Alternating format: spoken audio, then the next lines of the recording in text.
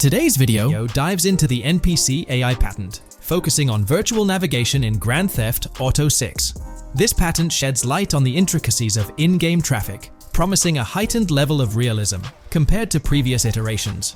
We'll explore the notable enhancements Rockstar has implemented, creating a more sophisticated system that elevates the gaming experience.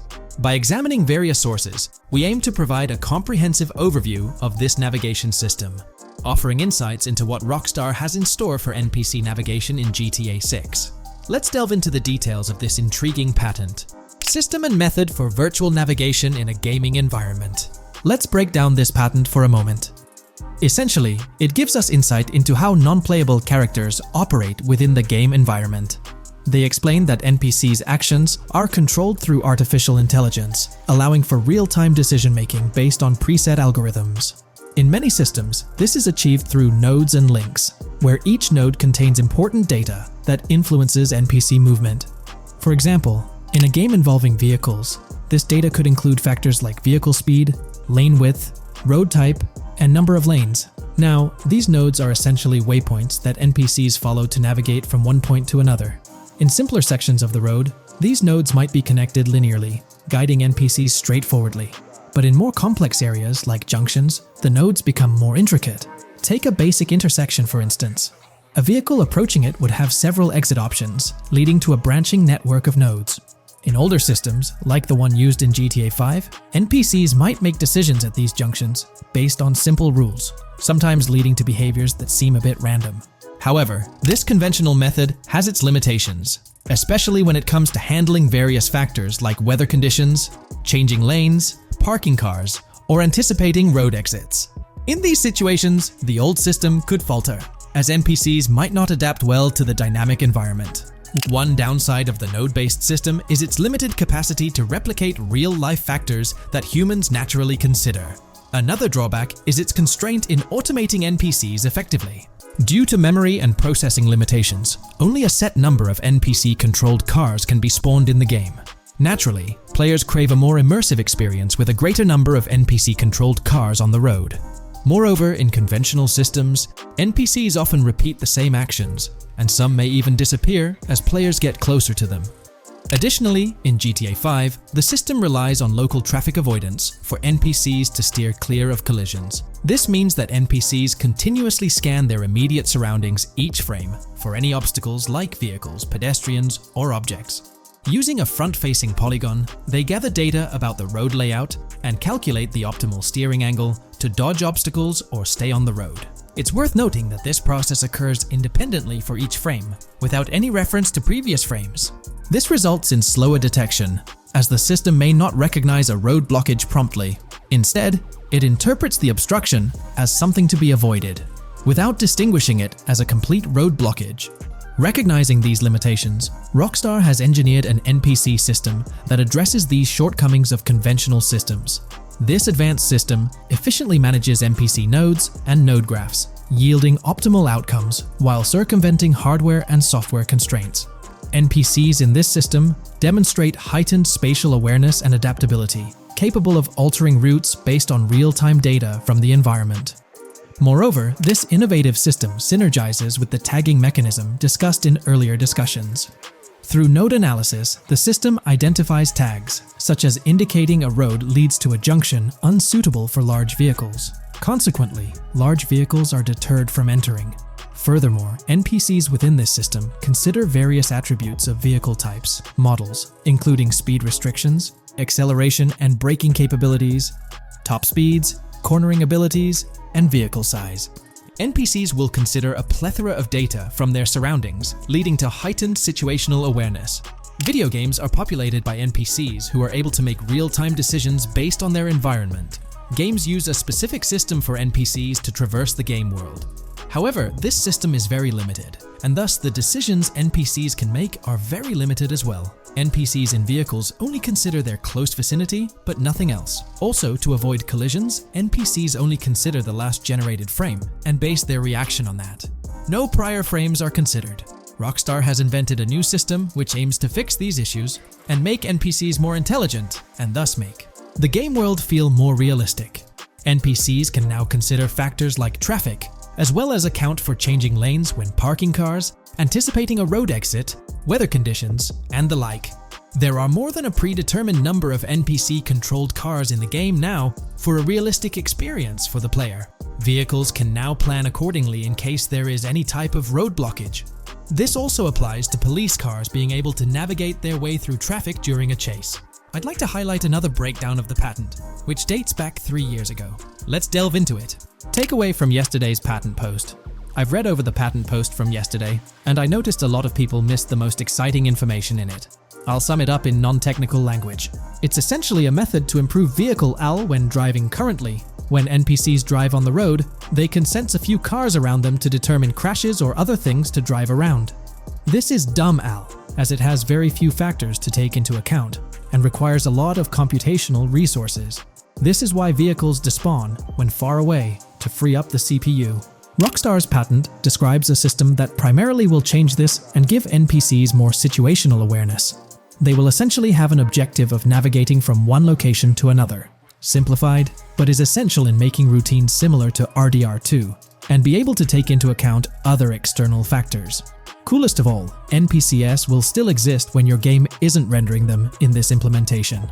Specific examples mentioned by Rockstar state they will be able to use weather conditions, traffic, and crashes to determine where to go. Some areas might be dangerous in the rain, they might avoid it. If an area has too much traffic, they will avoid it. Possibly destructible environmental areas could be reacted to.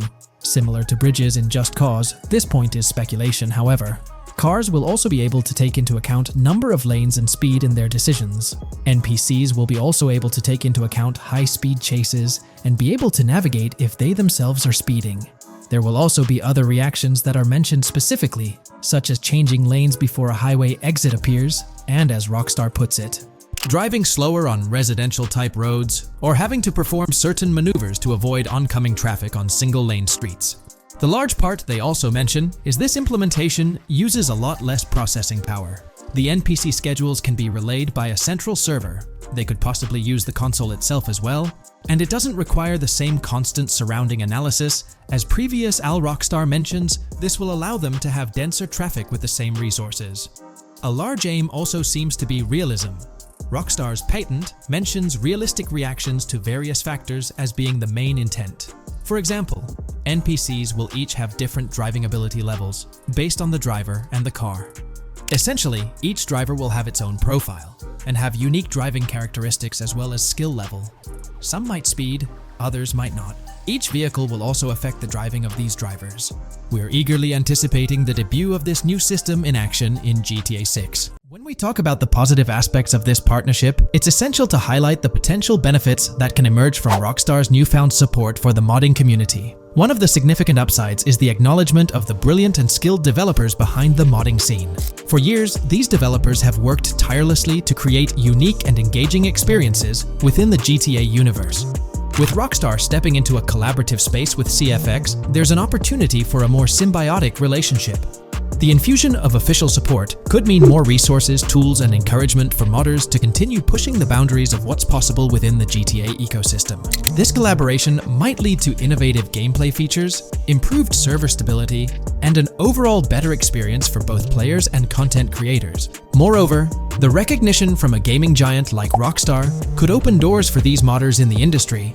It may pave the way for potential collaborations, official partnerships, or even job opportunities within the gaming development sphere. This, in turn, could elevate the modding community to a more prominent and respected position within the gaming landscape.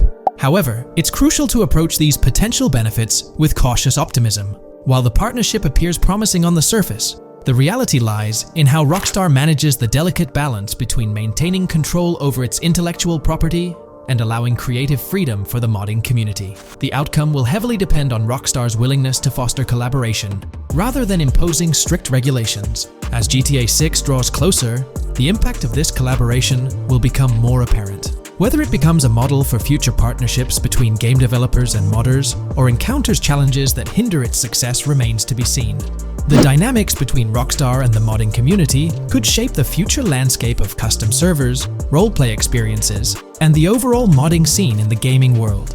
Stay tuned as we continue to explore and analyze the evolving relationship between Rockstar and the modding community. On the positive side, there's a glimmer of hope that Rockstar's acknowledgement of mods enhancing the player experience could pave the way for more modding support in GTA 6.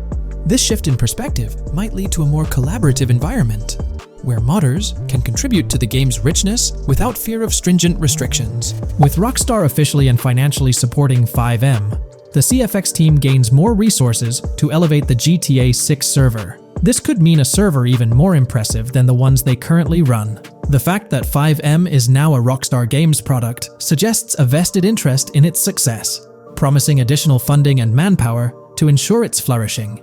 An intriguing prospect emerges concerning the accessibility of custom servers. Currently limited to PC players, there's speculation that GTA 6 might integrate dedicated servers within the game itself, eliminating the need for external programs like FiveM. If this unfolds, it opens the door for console players to join the custom server experience, broadening the player base and community. Moreover, Rockstar seems to be attuned to fan desires.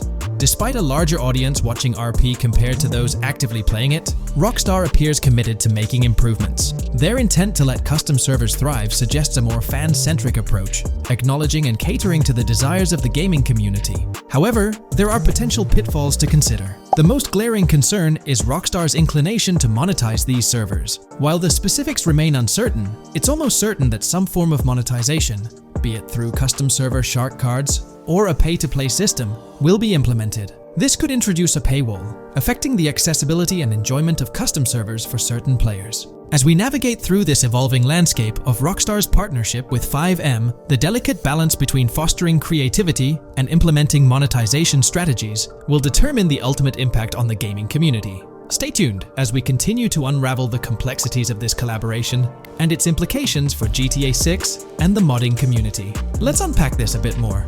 The whole monetization story got its moment in the spotlight during an earnings report where Take-Two CEO Strauss Zelnick spilled the beans. He essentially said, "If folks are messing around with our intellectual property, why not make a buck or two?" It's a straightforward business move, really. Taking a page from the unprecedented success of GTA Online, it seems like Rockstar caught a glimpse of how these free servers could turn into a money-making machine. Now, the potential downside of this situation lies in the realm of competition. Rockstar's got its A-team working on the custom servers gig. That means anyone outside the Rockstar circle trying to whip up something akin to FiveM is practically painting a target on themselves for a cease and desist. Let's face it, Rockstar might have eyed this strategic move with FiveM from the get-go.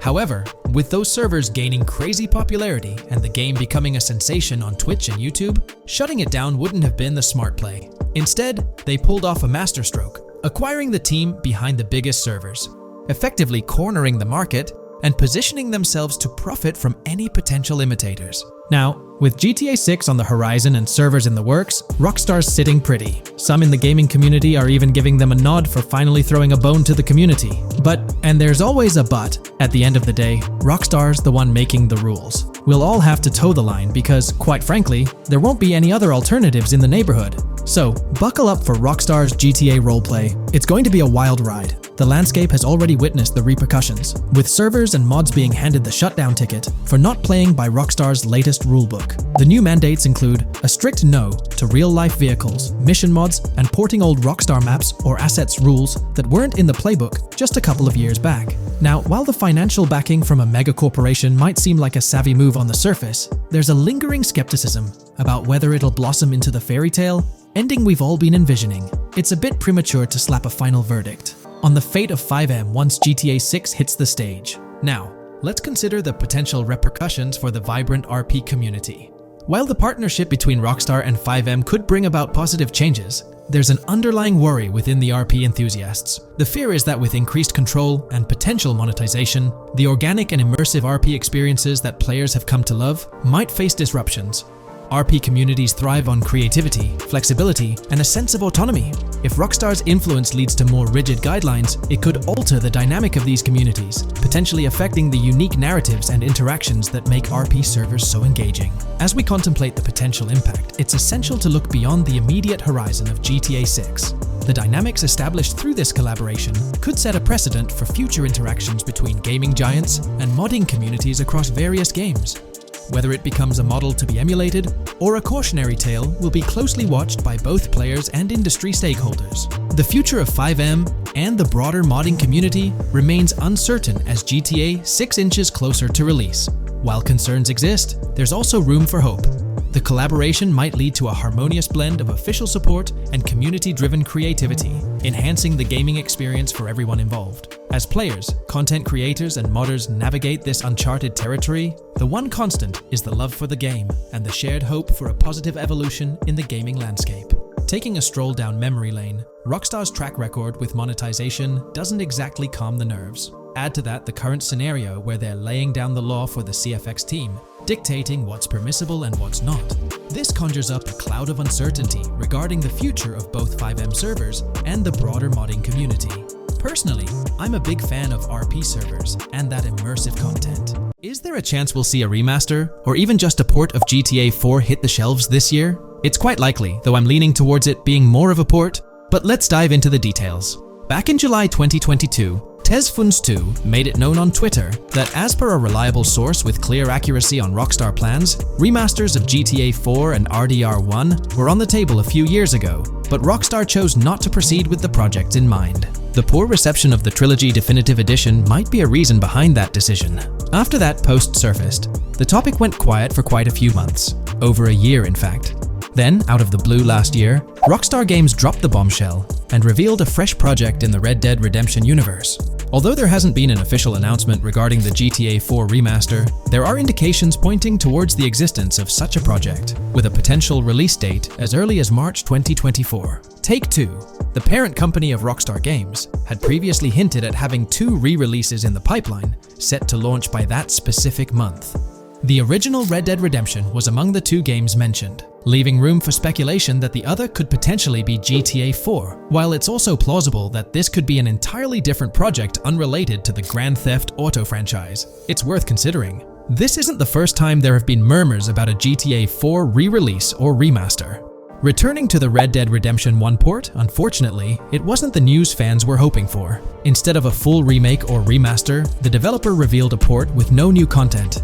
Typically, when people hear about a remaster or remake, they expect incredible graphic improvements, higher resolution, better quality textures, and advanced graphical effects like ray tracing. Contrary to these expectations, many argue that this game needs significant improvements, particularly concerning inconsistencies in the story. In 2018, Red Dead Redemption 2 was released as a prequel, introducing story elements that created inconsistencies with the first Red Dead Redemption, where major characters like Arthur Morgan were never mentioned. When Rockstar opted for a port instead of improving the game, which was already 13 years old, disappointment arose. The desire for a remaster or remake persisted, fueled by rumors since 2021. These speculations continued until the summer of 2023. The uncertainty around whether a remake was genuinely being considered remains, with some recent rumors possibly being misunderstandings about the port project. It's been speculated that the cancellation of a Red Dead Redemption remake or remaster might be attributed to the poor reception of GTA, the Trilogy, the Definitive Edition. Alternatively, the developer could have redirected resources towards the development of GTA 6. Regarding GTA 6, in December, we were finally treated to the much-anticipated trailer for the upcoming installment. However, it came with a significant letdown: the announcement of a 2025 release date. As we approach the end of 2024, this seems like the ideal time to introduce a new game under the GTA banner to keep the franchise vibrant. Hence, a port of GTA 4 appears fitting for this year. Most players familiar with GTA 4 acknowledge the aging of the game. Despite being ahead of its time upon its 2008 release, over 15 years ago, it's showing signs of wear. Notably, the PC version faced persistent performance issues, maintaining its reputation as one of Rockstar Games' worst optimized titles. The irony lies in the fact that, despite these problems, GTA 4 is widely regarded as one of the best entries in the Grand Theft Auto series. Understanding the poor optimization of the PC version remains a mystery. Even with a series of patches, the issues persisted, suggesting a more profound problem. Originally designed for Xbox 360, and PlayStation 3 consoles with different hardware architectures, porting GTA 4 to PC necessitated significant modifications. Unfortunately, not all of these changes were executed appropriately. Compounding the matter, the game was built on the advanced and intricate Rage engine, adding complexity to its optimization. Unlike consoles with standardized hardware, the diverse range of PC hardware available at the time of GTA 4's release posed a challenge. The game's initial high hardware requirements excluded many players with less powerful computers from enjoying a smooth gaming experience.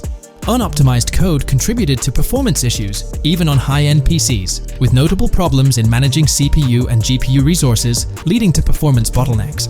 How else can we gather indications that a GTA 4 remaster or port is possibly in development? Well, in September 2022, Take-Two Interactive, the parent company of Rockstar Games, made a notable move. They took down a fan-made mod for GTA 4, known as the Definitive Edition. This mod compilation, comprised of various mods and fan-made patches, aimed to significantly enhance the visual and experiential aspects of the 15-year-old game on PC. The roots of this remastering endeavor with mods trace back to 2016, when the mod pack for GTA Vice City, named Reborn, initiated the project. Over time, it expanded to encompass mods for GTA 3, San Andreas, Chinatown Wars, and other Rockstar games like Bully and the Warriors. According to information from the author's website, the group behind this project confirmed that their files, hosted on Mediafire, received a DMCA takedown notice. Presumably issued by Rockstar or its parent company Take-Two Interactive, this notice mandated the removal of the Definitive Edition project from their website. This development was communicated through a tweet from the Definitive Edition project. Bad news, guys. Appreciated if you got PPL to raise awareness. Spread the word as much as possible. I knew this day was coming. Here we are with a DMCA by Rockstar, I assume, on our GTA 4 Definitive Edition patch. Well, I suppose we need to remove all GTA 4 related stuff from the website. Curiously, from what I understand, the takedown specifically focused on the GTA 4 mod. As of now, the original trilogy mods on the site remain untouched, but the project doesn't express a high level of confidence in the longevity of these mods being available. No DMCA for the original trilogy yet, just GTA 4. So for now I think the trilogy is safe. Just enjoy it when you still can, they wrote. This isn't the initial instance of Take-Two Interactive taking action against mods. Their track record indicates a protective stance towards their intellectual properties. They've previously taken down mods before, a practice observed prior to the unveiling of their own Definitive Edition for the original GTA trilogy. Despite its problematic release, that project proved to be financially successful. Many in the gaming community express a desire for Rockstar Games to follow suit and release a remastered version of GTA 4. Similar to what the studio accomplished with the trilogy. Xbox One, Series X and S users currently enjoy the luxury of playing GTA 4 through backward compatibility. However, this isn't the case for PS4 and PS5 users. Should Rockstar opt not only for re-release support, but also for substantial changes to the game, there are certain aspects of GTA 4 that could benefit from improvement. First and foremost, graphics are an apparent focal point, a common aspect of remasters to enhance the visual experience. It's worth noting that beyond the expected graphical upgrades, GTA 4 might require more nuanced improvements. One aspect that garnered criticism was the peculiar yellow filter present in the original game, making everything appear dull. This yellow tint, a characteristic of the late 2000s and 2010s, was often disparaged when employed in video games. For an open-world game like GTA 4, many argue that this filter made little sense. Various graphics mods for the PC version, such as the Ice Enhancer 4, have demonstrated that Liberty City can maintain its gritty atmosphere without this filter. For a glimpse of what a GTA 4 remaster could potentially achieve, the Ice Enhancer 4 graphics mod offers an illustrative example. Developed over several years by the skilled modder Heysam Keelani, this fan-made graphics overhaul aimed to elevate the game's visual experience well beyond its original state. On the flip side, individuals who have a fondness for the original yellow filter in the game may not find favor with this mod. If Rockstar opts to stay faithful to the original and preserve the color scheme, it would still be beneficial to update the environmental textures. Over time, these textures have aged considerably, featuring a noticeably low resolution that now appears outdated. Moving on, one of the most memorable aspects of GTA 4 is the recurring scenario where Roman calls Nico to go bowling. Nico, it's your cousin. You want to shoot some pool? Roman, I can't talk now. Damn! This feature, while often considered a source of humor, can be somewhat bothersome. Nico's friends frequently reaching out for social activities can prove distracting, especially during critical missions or while immersed in the exploration of the open world. Rejecting these calls actually decreases your relationship with that friend, impacting specific benefits they offer.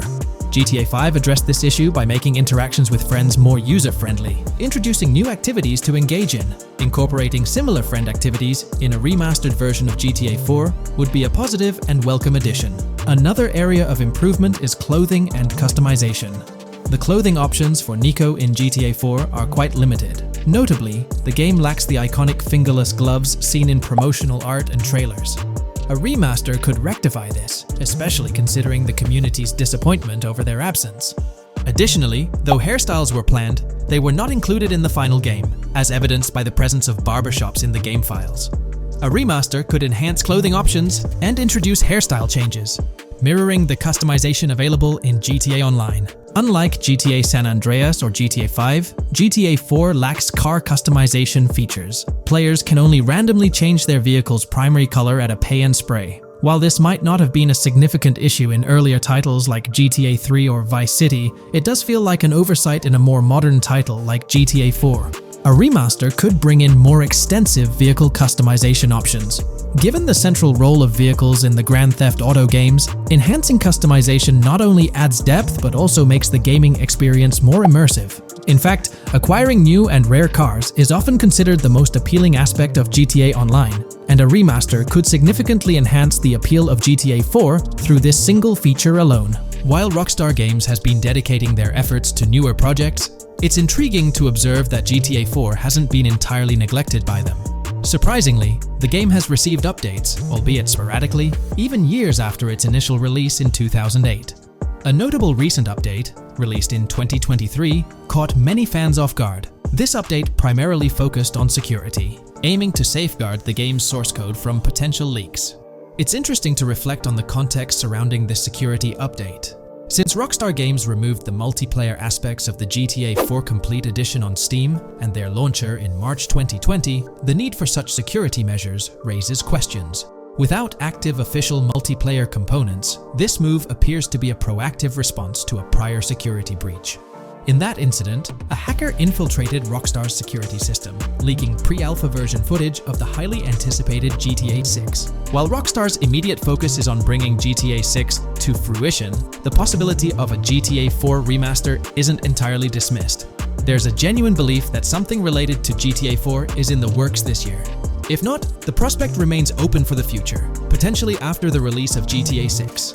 The year 2028 marks the 20th anniversary of GTA 4, presenting a considerable time frame. Looks like YouTube is gearing up to investigate the leaked GTA 6 trailer. We're going to dive into all of that and more in this video. For those who might not remember or didn't catch it, Rockstar had a special plan for unveiling the first official GTA 6 trailer. It started with an announcement from Sam Houser, the president of Rockstar Games. On November 8th, he posted on the Rockstar Games newswire, "A message from Rockstar Games. Next month marks the 25th anniversary of Rockstar Games. Thanks to the incredible support of our players worldwide, we've had the chance to create games we're truly passionate about. Without you, none of this would be possible, and we are so grateful for you joining us on this journey." In 1998, Rockstar Games was founded on the idea that video games could become as essential to culture as any other form of entertainment. We hope that we have made games you love, and that we're part of that evolution. We're very excited to announce that in early December, we'll be releasing the first trailer for the next Grand Theft Auto. We look forward to many more years of sharing these experiences with you all. Thank you, Sam Houser. We knew the GTA 6 trailer was set to drop in early December, but the exact date was a mystery until December 1st. That's when Rockstar Games posted on all their social media accounts announcing that Trailer 1 would be released on Tuesday, December 5th at 9 AM Eastern Time. They also mentioned that the trailer would be available on YouTube. It was set to be a premiere, which for those who don't know, means the whole video is uploaded to YouTube with a countdown clock. This wasn't just Rockstar doing their thing, they had a partnership with YouTube. They even had a custom URL and a special countdown timer for the video. This was definitely a collaboration. However, a little over 12 hours before the trailer was supposed to go live on December 4th in the evening, it leaked. The trailer surfaced on X, formerly Twitter, from an anonymous account named Trailer Leaker. Their handle was GTA 6 Trailer Leak, and they posted the entire Grand Theft Auto 6 trailer in very low quality, with a Buy Bitcoin watermark and the caption BTC with a $sign. Rockstar Games quickly found out about it and got X to suspend the account. The account was actually threatening to release a high-quality version of the trailer without the watermark if it reached a certain number of views or hit specific milestones. When that happened, Rockstar Games had to go into damage control mode. They put out an announcement saying, "Our trailer has leaked, so please watch the real thing on YouTube." So, Rockstar ended up releasing the trailer early, basically canceling the premiere countdown that was supposed to happen on YouTube. It was a mess. Neither Rockstar Games nor YouTube wanted this to happen. This raised the question, how did this leak occur? Was it a Rockstar Games employee or someone at YouTube? The only people with access to the trailer would be those responsible for Rockstar's YouTube account, and it's unlikely they would leak it. However, YouTube also has access to the trailer. The people behind the scenes at YouTube, high up enough to have access, could see and download the trailer. Naturally, fingers started pointing at YouTube. Now it looks like YouTube has officially responded. According to Tom Henderson over at Insider Gaming, from what I can gather, YouTube has investigated employees breaching their contractual agreements on 2 different occasions in the past 18 months due to employees accessing content on the back end. Following today, which unfortunately had some leaks surrounding Sony's state of play, we can presumably expect a 3rd investigation fairly soon. Clearly, one of the occasions mentioned in the past 18 months is the GTA 6 trailer leak. Honestly, this theory that someone from YouTube leaked it has been around since day one. With all the hype around GTA 6, it's not surprising someone couldn't keep it under wraps and leaked it, causing a huge stir. There have been so many leaks in the past few years, right before major events or trailer drops, making it more obvious that YouTube might be the source. This seems to be what happened with GTA 6, because the people with access are supposed to sign contracts or NDAs, preventing them from sharing this kind of information. So, what will Rockstar Games do next for GTA 6? Almost everything about this game has been leaked, from initial details like Project Americas, which turned out to be true after Rockstar's own investigation, to the fact that it's set in Vice City with a female and male protagonist duo. There were the major leaks in September 2022, the leaks right before the trailer was supposed to drop, and then the trailer itself leaking 12 to 15 hours early. It's unclear what Rockstar will do for the next trailer, character reveals, or gameplay footage. Will they risk uploading it to YouTube again after this disaster? Or will they stick to their newswire, despite insiders and data miners being able to access and share that information? Rockstar is definitely in a tricky situation. There's been a lot of talk since GTA 6 was announced, with rumors flying all over. But hey, here's a rundown of confirmed stuff like vehicles, items, weapons, and features for the game. Now, the official release of the game is still a good few years away. Rockstar Games is really putting in the work to make this game top-notch. But thanks to a leak, we've got some inside info. We're talking cars, new physics, main characters like Lucia and Jason, map locations, a massive open world, tons of stuff to do in-game, and a bunch of weapons you'll get to use. We've also learned about better AI for non-player characters, some RPG elements, and cool new gameplay features. All this has got the gaming community buzzing about what GTA 6 will bring when it finally drops. Let's dive into the primary video clips making rounds on social platforms, showcasing mission gameplay, and offering insights into Rockstar Games' vision for GTA 6. Among the widely shared footage is a mission featuring Lucia, the game's playable character, and a Latina protagonist attempting to rob Hank's Waffles, a diner. During this early test phase, the non-player characters lack distinct facial features and bear a dummy-like appearance, humorously dubbed in-game as such. By the way, I'm holding a monthly giveaway for a PlayStation 5. You just need to subscribe and you're entered. Now, back to the video. The NPCs' responses are influenced by Lucia's aggressive actions, with various animations depicting the fear evoked by the robbery, akin to the dynamic NPC reactions seen in Red Dead Redemption 2. In the diner heist, Lucia has the option to aim her handgun at a hostage, providing players the choice to either rob or engage in hand-to-hand combat. Managing the hostage adds depth to criminal activities in the game. Jason, the white male protagonist, is also involved in the robbery, allowing players to interact with both characters during the encounter. Jason urges Lucia to act swiftly and escape without a trace, hinting at a relationship reminiscent of Bonnie and Clyde, aligning with previous leaks regarding the game's storyline. The character's appearance bears similarities to actors Eva Mendes and Ryan Gosling from The Place Beyond the Pines, though it remains uncertain if the narrative will mirror the movie's plot. Lucia and Jason appear to be in their late 20s, and the game incorporates a character switching mechanism seamlessly activated through the controller's D-pad. As the police arrive, Lucia can menace another hostage, leading to a showdown with law enforcement outside. The intricate design of the outdoor area suggests a setting modeled after northern Florida, characterized by lush vegetation.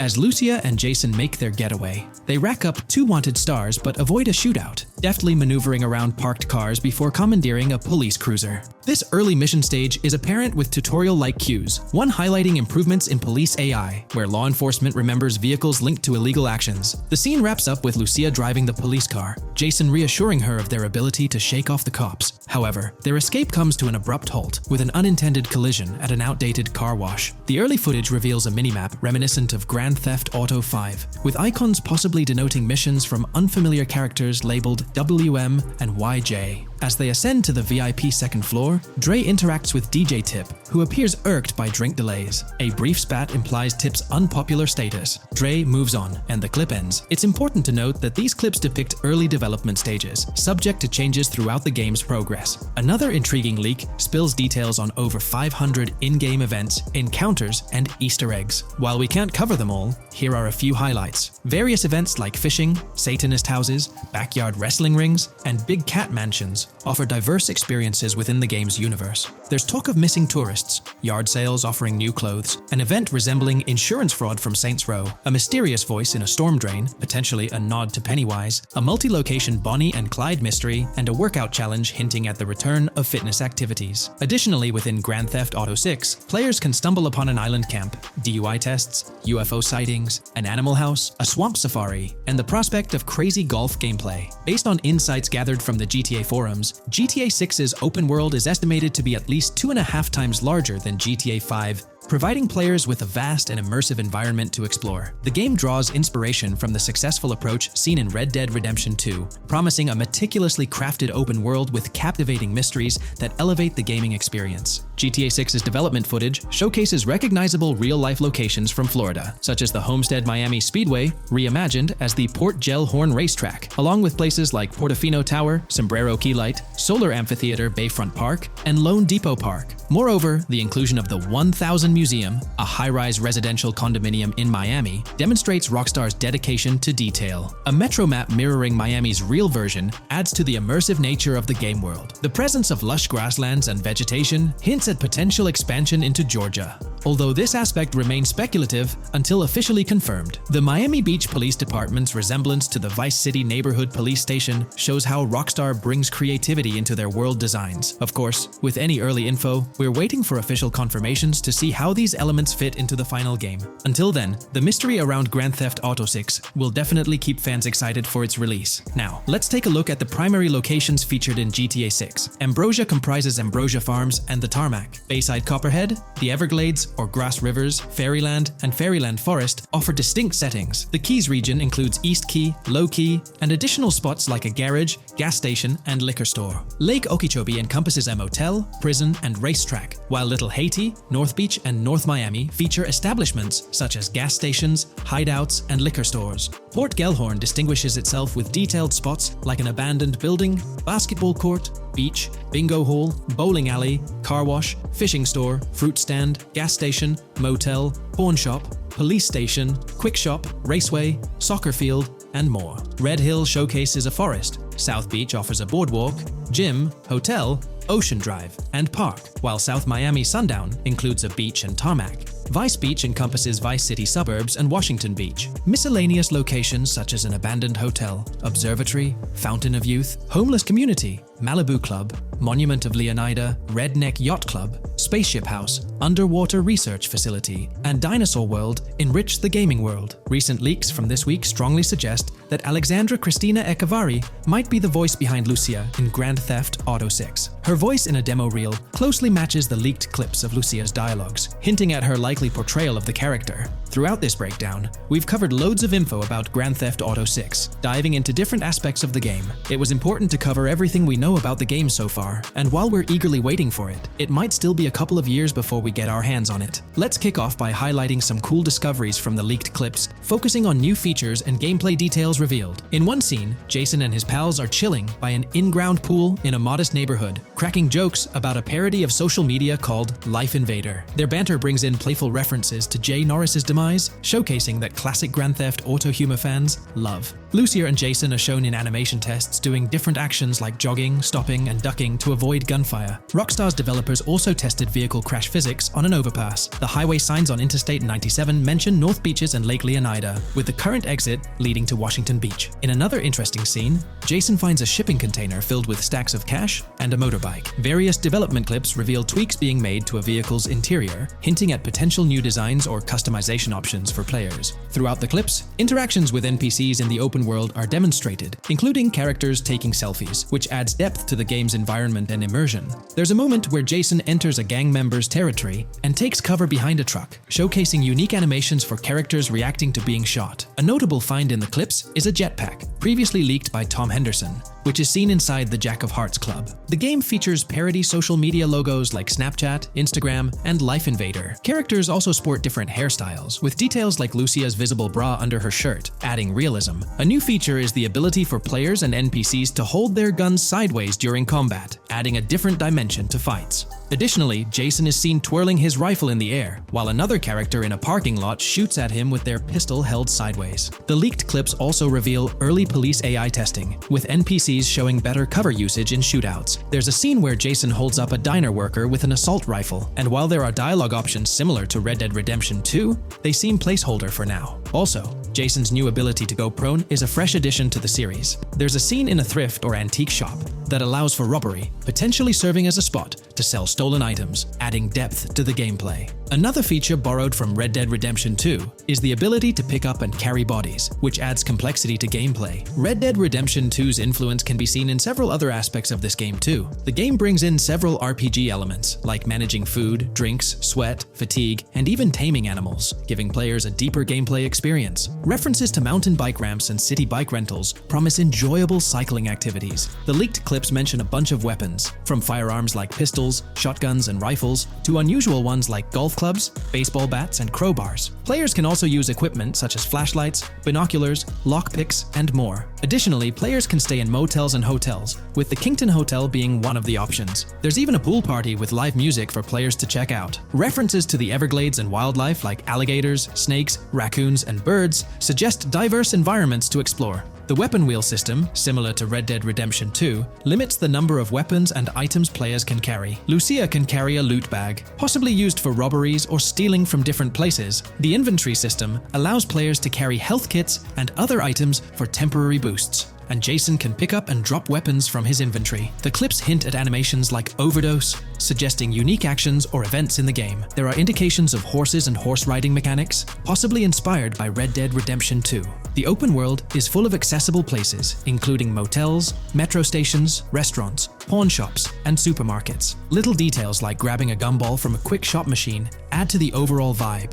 A cool feature is the ability to shoot while swimming, adding a new layer to combat situations. All these diverse and interesting elements together promise an immersive and fun gaming experience in Grand Theft Auto 6. Let's dive into the cars of GTA 6. Shout out to the GTA forums for putting together this info. You can find links below to join the discussions. There's a bunch of confirmed vehicles. We're talking the Blista Compact, Ocelot Locust, and a car that looks like an early 90s Buick Skylark. Then there are some new cars without official names, like a 90s Chevy Caprice, a Chevy Malibu from 2016 onwards, a Chevy Sonic, and a Honda Accord from 2018 to 2022. And you know how Rockstar rolls, they'll give these cars their own funny names like they always do. There's more on the list too. Albany Primo, Benefactor Shafter LWB, a mix of Ford Explorer and Tahoe from the 90s or 2000s, a Toyota RAV 4 from 2018 onwards, with a mix of Lexus NX style, and a Mercedes Grill, Pegassi Tauros, a 1980s Jeep CJA Scrambler, a 5th Gen F150, a G20 conversion van, a Brute Camper, Vapid Speedo, HV Mixer, Metro Mover, D-Class Sheriff SUV, Mobatsu Sanchez Livery, Nagasaki Street Blazer, a 1970s Ford Ranchero, a 1971 Buick Estate, an Albany Emperor, D-Class Turbo Sabre, Yoga Classic, the Contender, and Sadler. Moreover, gamers can anticipate a range of vehicles in Grand Theft Auto 6, including the Slam Van pickup, Bobcat XL, an updated Regina, Alpha, Gauntlet Classic, Moonbeam Helion, Boxville Go Postal, an unidentified Albany vehicle drawing inspiration from a 1959-60 Cadillac, a Rebel, an unknown Asian sedan, a Ferrazzi or Feroci, Baller, Novak, Buffalo STX, Alpha and Feudo, a Benson NF 890, Buffalo without a sports bumper, and the Steyr and Landstalker. This extensive lineup promises an immersive and varied driving experience for players within the game. What's got you hyped about this game? Great news for GTA fans, GTA 6 is making some big changes to the series. We've got a load of interesting info about the game that you should definitely hear about. Just a heads up, the details we've got are from leaked online footage, but sorry, no links or showing it. Still, loads of cool stuff to share, like new animals, AI changes, RPG elements, and more. Let's dive in. Fact 1: interactions with NPCs are getting way cooler. You'll have choices like threatening, robbing, shooting, or restraining them. Some missions will even have gesture-based actions, like Red Dead Redemption 2. Car damage is more realistic, and the insides are crazy detailed, with working dashboards. Fact 2: let's talk weapons. GTA 6 is changing things up, taking a page from Red Dead Redemption 2. Instead of a big weapon wheel, you'll have slots for small firearms, melee weapons, rifles, and shotguns. No unlimited weapons, but you can drop and pick them up as you go. Fact 3: in the developmental phase, there was a sighting of Arthur Morgan's hat, though it's uncertain if this will make it to the final game. Players now have the option to surrender to the police during a robbery, which adds a thrilling twist. Police response time has been updated to feel more real, displaying a timer that varies based on the crime's severity. A murder, for instance, prompts a faster response than a robbery. The maximum wanted level is capped at 5 stars in GTA 6, and the possibility of a 6-star level seems improbable in the current gameplay being developed. By the way, I'm holding a monthly giveaway for a PlayStation 5. You just need to subscribe and you're entered.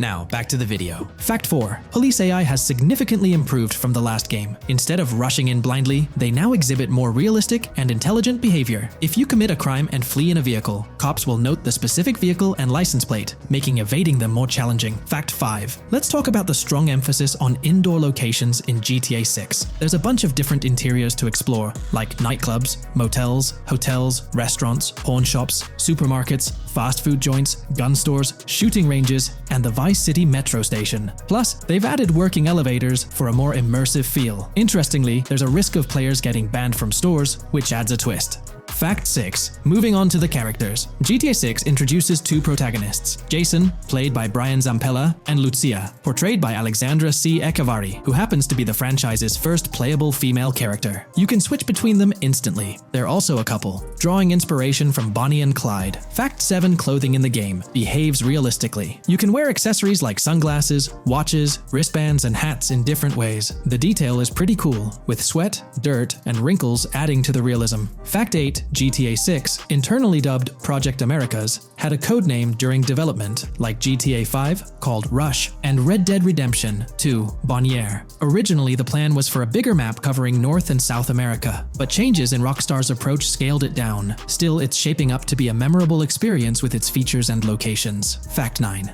GTA 6's map is officially bigger than GTA 5. This time, Vice City takes the spotlight, a Miami-inspired area with its surroundings, giving players a vast and diverse landscape. There's even a lake in one of the videos that hints at a significant part of Florida being in the game. Fact 10: hold onto your seats. The jetpack's back. Shooting out of cars is on the cards too, adding more thrill. And get this, GTA 6 introduces 18 brand new vehicles to the franchise. Fact 11: in GTA 6, you'll bump into various events, like random mugger encounters and NPC-hosted yard sales. There are hints at riding events, which could mean horse riding, maybe even involving the Red Dead Redemption 2 team. Fact 12: new firepower alert. The spear gun's making its first appearance, letting players shoot underwater spears at their targets. Plus, there's a bunch of gear you can use, like binoculars, cut-off tools, flashlights, immobilizer bypasses, slim jims, USB drives, tasers, zip ties, and auto-dialers. Fact 13: the game has RPG stuff like weight and muscle management, seen in the Spool Couple Workout Challenge. Leaked footage showed Jason and Lucia's apartments. For example, Jason's place has a bathtub for in-game baths. Fact 14: Rockstar's planning to add new missions and cities regularly after GTA 6 launches. Whether this is for online or story mode isn't clarified yet. Expect an improved cover system, better than what we've seen in other Rockstar games. Fact 15: make sure not to overlook the Kingston Hotel. It's a lively spot with pool parties and live music, making GTA 6's world even more vibrant. Fact 16: GTA 6 gets more interactive with working CCTV cameras that you can wreck. Be wary of cop traps, spots where cops wait to nab you, and be prepared for intense moments with dirty cop shakedown events. Fact 17: as part of the immersive feel, the game includes DUI sobriety tests, but it's unclear if they're for the player character or random NPCs. Rockstar's focus on detail shines, even with fully working gumball machines in the game. Fact 18. The gunplay in GTA 6 resembles what we've seen in Red Dead Redemption 2 and Max Payne 3. It might be worth giving those games a shot before GTA 6 comes out, if you haven't already. And activities? GTA 6 is loaded with options, from fishing and crazy golf to basketball, football, and soccer. There are gyms to work out in, a yacht club, and even a racetrack. Fact 19. Get ready for a modern-day setting. Post-GTA 5 events, the game is meticulously detailed, recreating many Miami landmarks like a grand tennis court, a bustling football stadium, and a vibrant amphitheater. The map includes an airport and a functional tram system with an airport stop. And that's not all. The Florida Keys and a swampy region, the grass rivers reminiscent of the Everglades, are part of the game. Players can ride swamp boats in this area. Fact 20 weapons are diverse in GTA 6. You've got melee options like golf clubs, pool cues, crowbars, and bats, along with a range of firearms from pistols to snipers and RPGs. You can even customize how your character holds weapons. Plus, there's a bunch of throwable stuff like grenades, molotovs, and even golf balls. Fact 21. One major upgrade in GTA 6 is NPC behavior. NPCs will come in different sizes and shapes, and their reactions will feel super real. If you wave a gun around, folks nearby might freak out. The game's also getting an intense injury system, including concussions. Fact 22. Next up, the amazing visuals and new features. Your character will grow facial hair naturally over time. Plus, the GTA 6 world will have a social platform called What's Up, kinda like a fun version of WhatsApp. And good news for fans, spoof versions of social media like Life Invader, Facebook, Bleeder, Twitter, and Snapmatic, Instagram, are making a comeback. Fact 23. Now let's talk about our main characters, Jason and Lucia, each with their own and a shared inventory. Your inventory can carry various items like wine, soda, and fruit. Also, there's a duffel bag system for easy transportation of supplies and weapons. Fact 24. Rockstar's being more cautious in storytelling, steering clear of offensive jokes, and being considerate about groups that might feel targeted. The story goes through chapters, like Red Dead Redemption 2's approach. Fact 25. GTA 6 is loaded with side activities, from backyard wrestling and racing to UFO events and beach bonfires. Small stuff matters too, like picking up cans from the ground.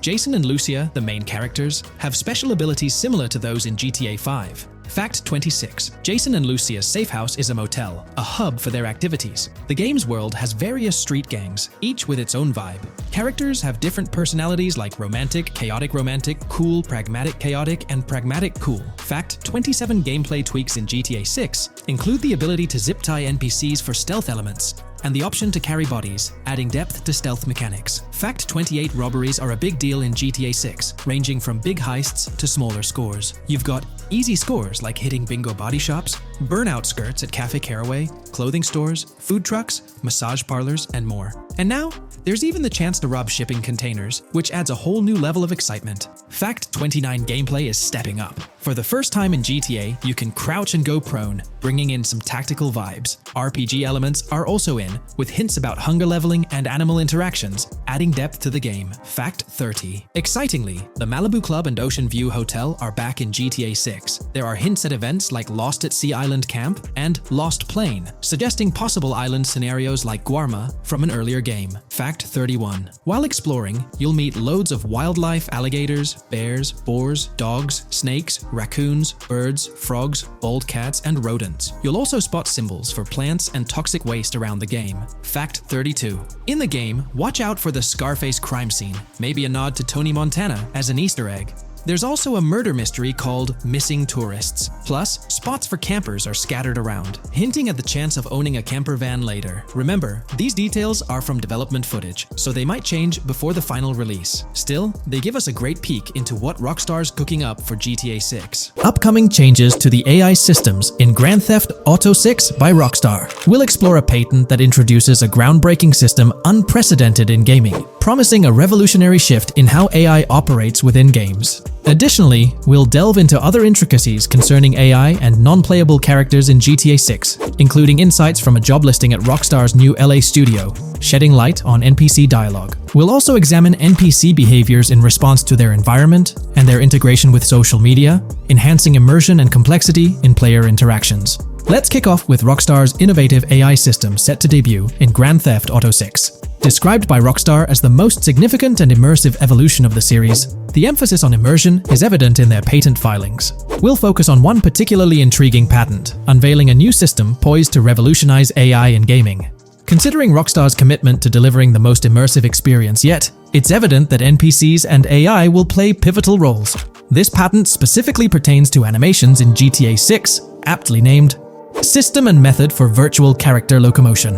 Back in 2020, Rockstar Games unveiled an innovative system that will debut in GTA 6. Now, the details might sound a bit complex, but essentially, this patent outlines a fresh approach to animating characters and imbuing them with dynamic intelligence. These characters will now possess a kind of virtual brain, allowing them to react to their environment, other NPCs, weather, and even their mood, influencing their animations on the fly. Before this advancement, each character's animation had to be painstakingly recorded in a studio equipped with motion capture technology. This process involved attaching markers to actors' suits and compiling animations into what's called an animation tree. This method was resource-intensive, limiting the variety of animations Rockstar could include in their games. For instance, in GTA 5 and Red Dead Redemption 2, each NPC had its own animation tree, containing all their actions. Animation trees essentially stack animations, blending them together seamlessly and transitioning between them based on player input and in-game conditions. Additionally, motion matching, a feature seen in GTA 5 and RDR2, automatically selects animations based on player actions and the surrounding environment. This results in fluid and lifelike character movements, such as running while shooting, creating a more immersive experience for players. With GTA 6, Rockstar introduces an innovative system designed to optimize resources and streamline animation data. This approach allows for more content within the game while offering a broader array of animations. It shares similarities with motion matching but diverges in its utilization of a new framework. Rather than relying on conventional animation trees, character animations will be predominantly data-driven, adapting dynamically to environmental cues.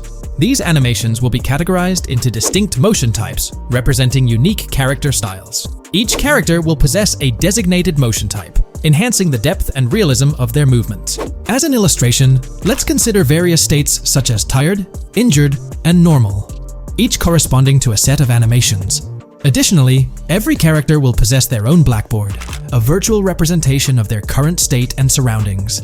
This Blackboard stores crucial data including the character's condition, location, weather, temperature, and more. Utilizing this information, the game's code dynamically selects appropriate animations or styles for the character, enhancing their responsiveness to the virtual world. For instance, in the Ocean Drive scene from the trailer, we observe a character seated on the sidewalk. As a group of NPCs pass by, he attentively observes them, reacting accordingly to their presence. With this system, the gameplay experience is poised to become even more immersive. It will prioritize environmental data, including the presence of other NPCs and vehicles, alongside factors influencing the character's mood. Consequently, NPCs will exhibit previously unseen levels of reactivity, shifting focus to a noteworthy job listing from Rockstar's recruitment opportunities. Last year, Rockstar opened a new studio in Los Angeles. From what we know, it's purely a new motion capture studio, so they have another one besides the one in New York, mainly to record NPC dialogue probably. This discovery confirms that.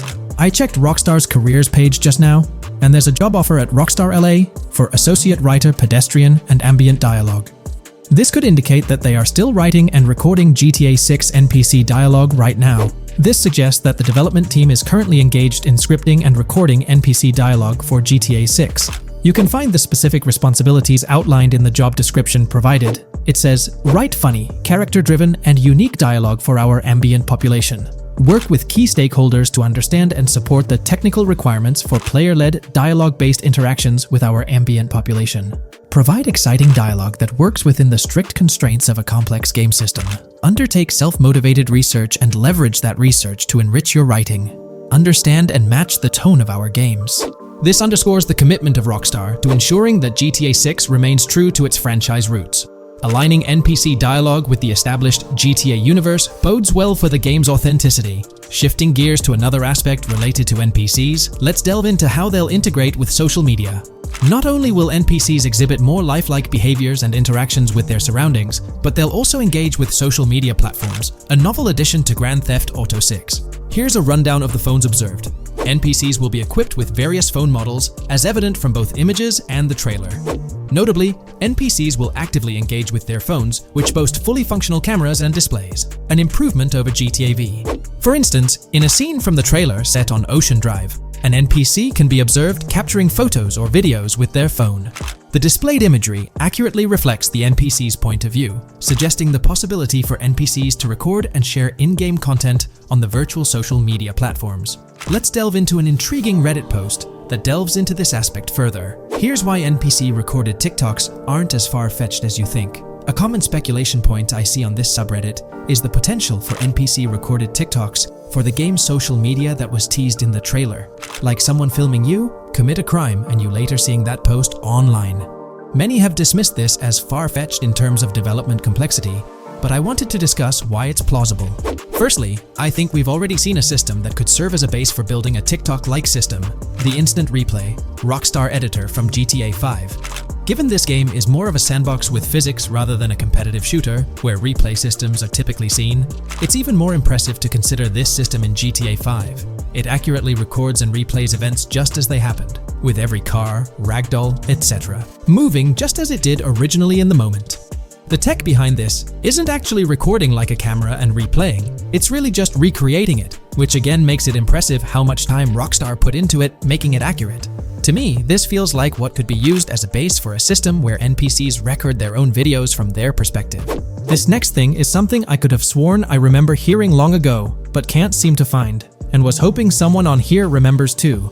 Back before GTA 5's launch, there were details revealed through various interviews, magazines, etc., and I remember hearing or reading something about being able to watch your own crimes on Weasel News on the TV. This obviously didn't end up in the game, but there is a slight remnant of it in GTA Online. Am I the only one who remembers this being mentioned for single player though? Maybe my mind is playing tricks on me. Anyways, this last point is actually from the trailer, at the 0:33 mark. In this scene, we see a lot of NPCs hanging out on a busy street, and one NPC in particular recording on his phone. As we know, Rockstar's trailers are always all in engine, no CGI cinematics, so I think it's worth noting that it looks as if his screen is accurately showing what he's looking at. My screenshot is zoomed in, but if you got Hatmark on the trailer, you can see it matches up to what he's looking up at. GTA 6 has been announced, and it's caused a whole bunch of rumors to swirl around. We've got a list of stuff that's actually confirmed for the game, so let's dive in. Now, the game isn't coming out anytime soon. Rockstar Games is still working hard on it, but thanks to some leaks, we've got some inside info on what to expect. We're talking vehicles, game physics, and the main characters, Lucia and Jason. Plus, we've got details on the map, the huge open world, activities, and all the weapons you can play with. There's also a bunch of cool stuff going on with NPC AI, RPG elements, and some new gameplay features. People are pretty hyped about all this, and they're chatting up a storm about what GTA 6 is going to be like. Now let's check out the vehicles in the game. The GTA forums did a solid job gathering this info, so shout out to them. So we've got confirmed vehicles like the Blista Compact, Ocelot Locust, and something that looks like a 90s Buick Skylark. By the way, I'm holding a monthly giveaway for a PlayStation 5. You just need to subscribe and you're entered. Now, back to the video.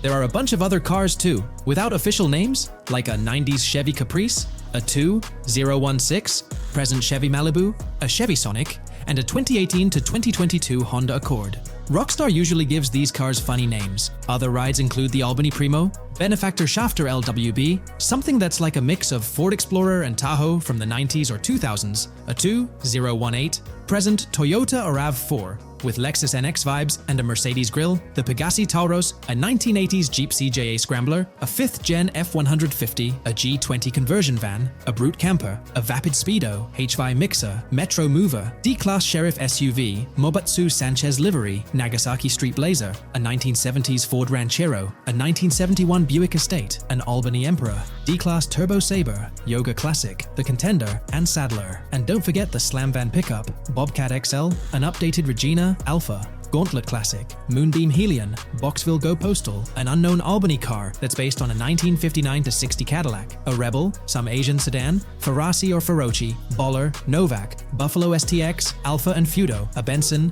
NF 890, Buffalo with no sports bumper, and the Stanier and Landstalker. With all these vehicles, GTA 6 is going to be quite the ride. Now let's talk about some gameplay clips making the rounds on social media. They give us a sneak peek at missions and what Rockstar is up to. to. One clip shows Lucia, our main character, trying to rob a place called Hank's Waffles, a diner. In this early test, the non-player characters look kinda generic and are jokingly called dummies in the game. The NPCs react to Lucia's aggressive moves, and their animations show they're pretty freaked out, kind of like what we saw in Red Dead Redemption 2. During the robbery, Lucia can aim her gun at a hostage, giving you the choice to rob or have a face-off. Taking a hostage adds some spice to the crime.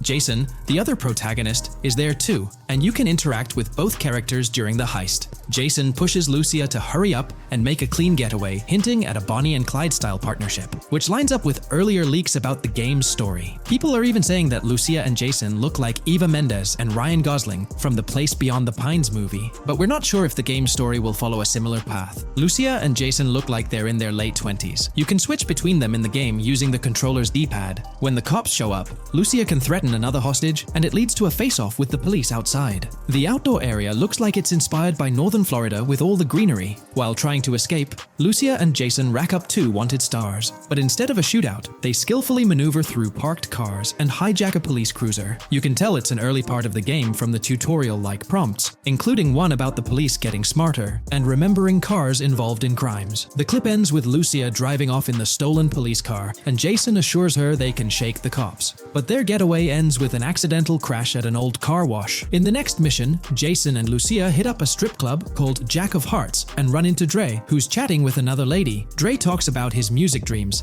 and hints at someone named Boopy. During this chat, we get messages from 2 new contacts, Billy and RB Shaw, through a WhatsApp parody. The early footage shows a minimap that looks like the one in GTA 5, with icons that probably stand for missions from characters labeled WM and YJ. As they head up to the VIP second floor, Dre has a run-in with DJ Tip, who's upset about waiting for drinks. Dre steps in, but it's clear that Tip isn't the most popular guy. Dre moves on, and that's where the clip ends. Just remember, this is early development footage, and things might change as the game gets closer to release. Another leak spills the beans on more than 500 world events, encounters, and Easter eggs you'll come across while playing. There's too much to cover, but I'll mention a few interesting ones. You'll find stuff like missing tourists, yard sales with new clothes, an event that's a bit like the insurance fraud thing in Saints Row, a voice in the storm drain that might remind you of Pennywise, a Bonnie and Clyde mystery that spans different places, and a workout challenge that suggests fitness activities are back. Players can also stumble upon an island camp, DUI tests, UFO sightings, an animal house,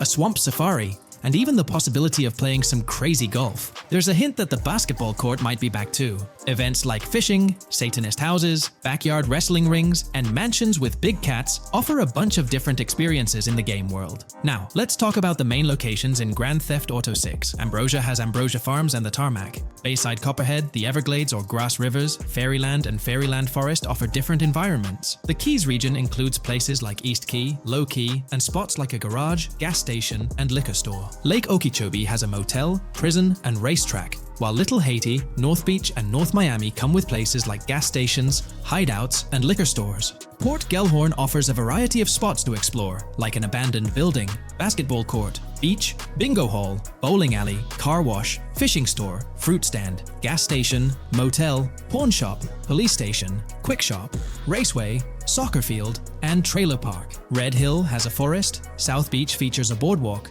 gym, hotel, Ocean Drive, and park. South Miami Sundown includes a beach and tarmac, and Vice Beach covers Vice City suburbs and Washington Beach. There are also other interesting places like an abandoned hotel, observatory, Fountain of Youth, homeless community, Malibu Club, Monument of Leonida, Redneck Yacht Club, Spaceship House, underwater research facility, and Dinosaur World. According to info from the GTA forums, Grand Theft Auto 6's open world is estimated to be at least 2.5 times the size of GTA 5 ES, giving players a massive world to explore. The game seems to take cues from the successful approach in Red Dead Redemption 2, promising a well-designed open world with intriguing mysteries. We've spotted some real-life Florida locations in GTA 6's development footage, like the Homestead Miami Speedway turned into the Port Gellhorn racetrack, and recognizable places such as Portofino Tower, Sombrero Key Light, Solar Amphitheater Bayfront Park, and Lone Depot Park. Even the 1000 Museum, a high-rise condo in Miami, is in the game, showing Rockstar's attention to detail. A metro map that's a match for Miami's real one suggests a deep immersion in the game world. The lush landscapes and greenery might hint at a move into Georgia Georgia, but that's just speculation until we get official word. Details like the Vice City Neighborhood Police Department resembling the Miami Beach Police Department show Rockstar's creativity and world design. As always, we're waiting for official announcements to see how all these elements come together in the final game. Until then, the mystery of Grand Theft Auto 6 keeps fans excited. There's a recent leak suggesting that Alexandra Christina Echevarri could be the voice behind Lucia in Grand Theft Auto 6. Her voice from a demo reel seems to match up with Lucia's leaked dialogue. We've covered a ton of info about Grand Theft Auto 6, from gameplay details to new features. It's important to remember that the game might still be a couple of years away from release, so we'll have to be patient. Now, let's dig into some interesting findings from the leaked clips. We see Jason and his pals hanging out by an in-ground pool in a lower-income neighborhood, cracking jokes about a parody of social media called Life Invader. It's all about brain downloading and poking fun at Jay Norris's demise. Classic Grand Theft Auto humor. The leaked clips also give us a peek into early police AI testing, showing NPCs using cover better during gunfights. In one scene, Jason robs a diner worker with an assault rifle, and we see some dialogue options that look like they're from Red Dead Redemption 2, but they might just be placeholders. Jason's new ability to go prone is a fresh addition to the franchise, and a scene in a thrift or antique shop hints at the option for robbery, maybe even a place to sell stolen items, which adds depth to the gameplay. There are animation tests for Lucia and Jason, doing stuff like jogging, stopping, and ducking to avoid gunfire. Rockstar's developers also tested vehicle crashing physics, with a car driving over an overpass. Highway signs mention North Beaches and Lake Leonida on Interstate 97, with the current exit leading to Washington Beach. In another scene, Jason stumbles upon a shipping container full of cash and a motorbike. Various development clips show changes to the inside of a vehicle, suggesting new vehicle designs or customization options for players. Throughout the clips, there are various interactions with NPCs in the open world, like characters taking selfies, which makes the game's world feel more immersive. Another mechanic borrowed from Red Dead Redemption 2 is the ability for characters to pick up and carry bodies, adding depth to the gameplay. We also see other influences from Red Dead Redemption 2 in different aspects of the game. The weapon wheel system is similar to Red Dead Redemption 2 with limited weapons and items you can carry. Lucia has a loot bag that might be used for robberies or stealing stuff from different places. The inventory system lets players hang on to health kits and other items for temporary buffs, and Jason can pick up and drop weapons from his inventory. In one scene, Jason enters a gang member's territory and takes cover behind a truck, and we see unique animations for characters reacting to getting shot. There's a mention of a jetpack that was previously leaked by Tom Henderson,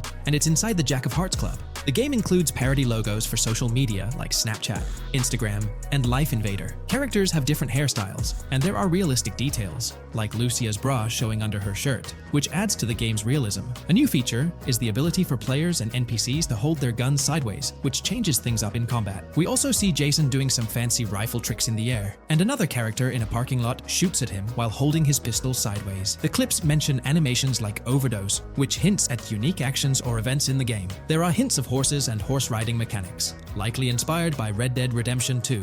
The open world is packed with places to explore, like motels, metro stations, restaurants, pawn shops, and supermarkets. Small details like being able to get a gumball from a quick shop machine add to the overall experience. The game adds RPG elements, like managing food, drinks, sweat, fatigue, and even taming animals, which gives players a deeper gameplay experience. There are references to mountain bike ramps and city bike rentals, promising fun cycling activities. The leaked clips talk about loads of weapons, from regular firearms like pistols, shotguns, and rifles, to unusual ones like golf clubs, baseball bats, and crowbars. Players can also use tools like flashlights, binoculars, and lockpicks. Players can stay in motels and hotels, with the Kingston Hotel as one option. There's even a pool party with live music for players to attend. References to the Everglades and wildlife like alligators, snakes, raccoons, and birds hint at diverse and unique environments to explore. A cool addition is the ability to shoot while swimming, which adds a new twist to combat situations. With all these elements, Grand Theft Auto 6 promises to be an immersive and engaging gaming experience. We'll delve into the most recent iteration of the GTA 6 mapping endeavor.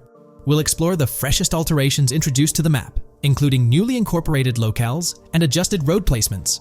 Additionally, we'll examine some intriguing revelations stemming from the inaugural official trailer, such as the appearance of a swordfish.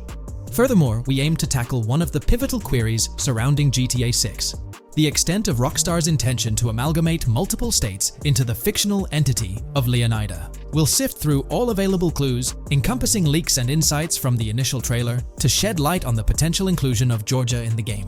Let's kick off by scrutinizing the latest rendition of the GTA 6 mapping endeavor. This most recent update, which debuted just a few hours ago, represents the pinnacle of this extensive fan-driven mapping project. Here's a peek at the current state of the GTA 6 map. We've got Vice City and Port Gilhorn in the mix, with tweaks made to both cities, along with some other spots on the map. Keep an eye out for changes like the prison from the opening shot and the Gator Keys. To kick things off, there's a fresh addition to Vice City known as Waning Sands. While details about this neighborhood are mostly speculative at this point, it's believed to be the setting for a pivotal scene from the trailer. You know, the one where Jason and Lucia dodge past a few police officers in their getaway vehicle. In this vicinity, you'll find the Evergreen Mall Center, prominently featured at the start of the scene. Keep an eye out for a sign on the right side of the frame, showcasing various stores set to be part of this plaza. In a recent mapping video, there was some speculation about whether this plaza would be fully accessible. While only part of the name MLE is visible at the top of the sign, it seems the mapping community is also leaning towards it being called Evergreen MLE. However, the exact location of the MLE within the plaza is still up for speculation. Notice how the buildings on the map are marked in red? Well, there are a few other speculative additions to Waning Sands. These include a gas station, Sailbolt K condos, and Cricket Club condos. Here's what we're using as a reference. You can catch a glimpse of the gas station roof along with other nearby buildings. In a previous video, we floated the idea that this could be Topgolf in Dalal, Florida. However, it seems unlikely now since the placement doesn't quite line up. But hey, let's hold off judgment until we know more. Now, let's talk about some updates in the positioning of various elements. The placement of several buildings, basements, speculative roads, metro, rail, crosstown, downtown, and Brickell has been tweaked. We're using yellow and purple lines to show the speculative metro and railway in Vice City. The metro system has seen some significant enhancements, especially in its connectivity to Vice City International Airport and the area between Crosstown and Brickell. The buildings in this vicinity have also been reorganized to more closely resemble their real-life counterparts. Speculative roads and highways have been adjusted to better fit the new placements. We've also made slight adjustments to the rotation of the prison from the opening scene with Luke to align with new evidence. Additionally, we've fine-tuned the positions of some trailer markers in the stockyard area, such as those for the car meet in Windwood and the bikers in Little Haiti. In terms of location changes, leaf links from the previous map version has been moved to Virginia Key, meaning earlier speculations regarding leaf links are no longer applicable. Furthermore, based on new radar map evidence, the shape of Picnic Island has been altered. Heading down south, you'll notice that Hamlet is no longer labeled as such. Instead, it's reverted to its real-life name, Homestead. This change suggests that Hamlet might be situated elsewhere in the game. Now, shifting our focus to Port Gilhorn, the other major city on the map, it's also undergone some updates. We've added more speculative details for the area across the body of water on the other side of Buer Bridge, incorporating new evidence into the mix. So, to sum up, those are the latest updates to the GTA 6 mapping project. Before we wrap up, let's delve into an interesting discovery from the first official trailer. I'm not into fishing, but I noticed this in the trailer, and my first thought was a swordfish, but I could be wrong. Is anyone who knows more about fishing able to confirm? Let me know what you all think this is. Well, that's quite an intriguing find. Personally, it seems like a house decoration to me, but I'm eager to hear your thoughts in the comments below. In the next part of this video, we'll tackle the question about Georgia. On display in the leaks and backed up by inside journalists, the game will feature a plethora of locations that focus on Miami and the surrounding areas. The two main locations of the game are Vice City, based on Miami, and Port Gilhorn, which lifts direct locations from Panama City. As well as this, it seems Rockstar have brought down and featured locations from Georgia, including a prison and mountain ranges not present in real-world Florida. I'm curious, do you think Georgia will make an appearance in GTA 6? Let's examine the evidence we have so far. There have been some recent findings, so let's kick off by checking out this Reddit post. Georgia evidence. In the leaks, there's a mention of canyon etchings, along with the other ambient events, which I thought couldn't be in or based in Florida. The nearest canyon to Florida is Providence Canyon State Park in Georgia and is only 2.5 hours away from Florida. This also may explain Red Hill Forest and the testing of Scree Hills in the leaks. There's also a couple mountains or large hills seen in the trailer. The first looks more like a large hill in North Florida, probably for hill climbing, but the second one at the end of the trailer looks like a Georgia mountain, like the one seen in the leaks. First off, this individual is discussing a clip from the leaks, where a developer is seen firing an assault rifle at a vehicle while Lucia is in the background. They've noted several ramps in the clip, suggesting developers use them to test vehicles on different slopes. The clip also shows various types of ramps listed, including MTB ramps, hill climb, mud drag, Scree Hill, mud drag string, and crash tests, as well as MX tracks. The speculation is that Rockstar might have been testing the Scree Hill due to its resemblance to locations in Georgia. Additionally, 2 shots from the trailer show hills. One at the 59-second mark where someone jumps on a table, causing it to break, revealing multiple cars ascending a steep hill in the background. And another in the final shot, where Lucia kicks down the door to a convenience store, showing another hill or mountain through the window. Let's delve into the comments and see what the community thinks about these hills. Are there similar hills in Florida? Or has Rockstar taken some creative liberties and introduced hills from Georgia? Ekanfinaka is a place in the game, shown by the leaks. And Ekanfinaka is literally the old name for a swamp in southern Georgia. Not to mention we saw a big hill, small mountain. I've lived in Florida for a long time. There are no hills, anything like that in the state. Northern Florida has some hills, but nothing like that at all.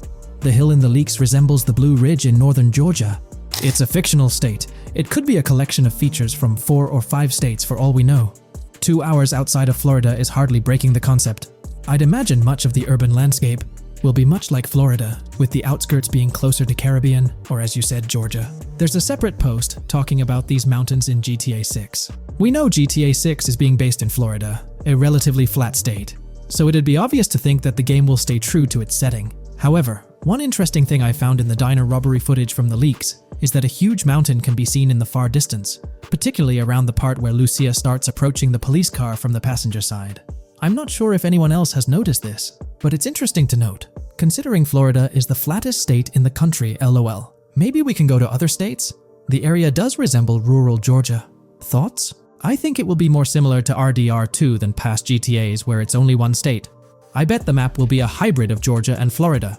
If not, then Florida and most likely another country like Cuba or some South American country with mountains. Yes, probably we can visit the state of Georgia. A few weeks ago, someone found out that the prison you can see in one clip is from Georgia as well. Multiple states in the game. The Florida Scout lady mentioned Rockstar scouting interiors in Florida and other states in the southeast. Hopefully this means we get towns, or maybe cities in these other states, instead of simply hilly terrain. As this individual pointed out, there's a prison visible in one of the leaked clips, and it bears a striking resemblance to Augusta State Medical Prison. Situated in Grovetown on the county lines of Columbia County and Richmond County in Georgia, United States, this facility houses primarily male inmates with occasional female inmates and has a capacity of 1326.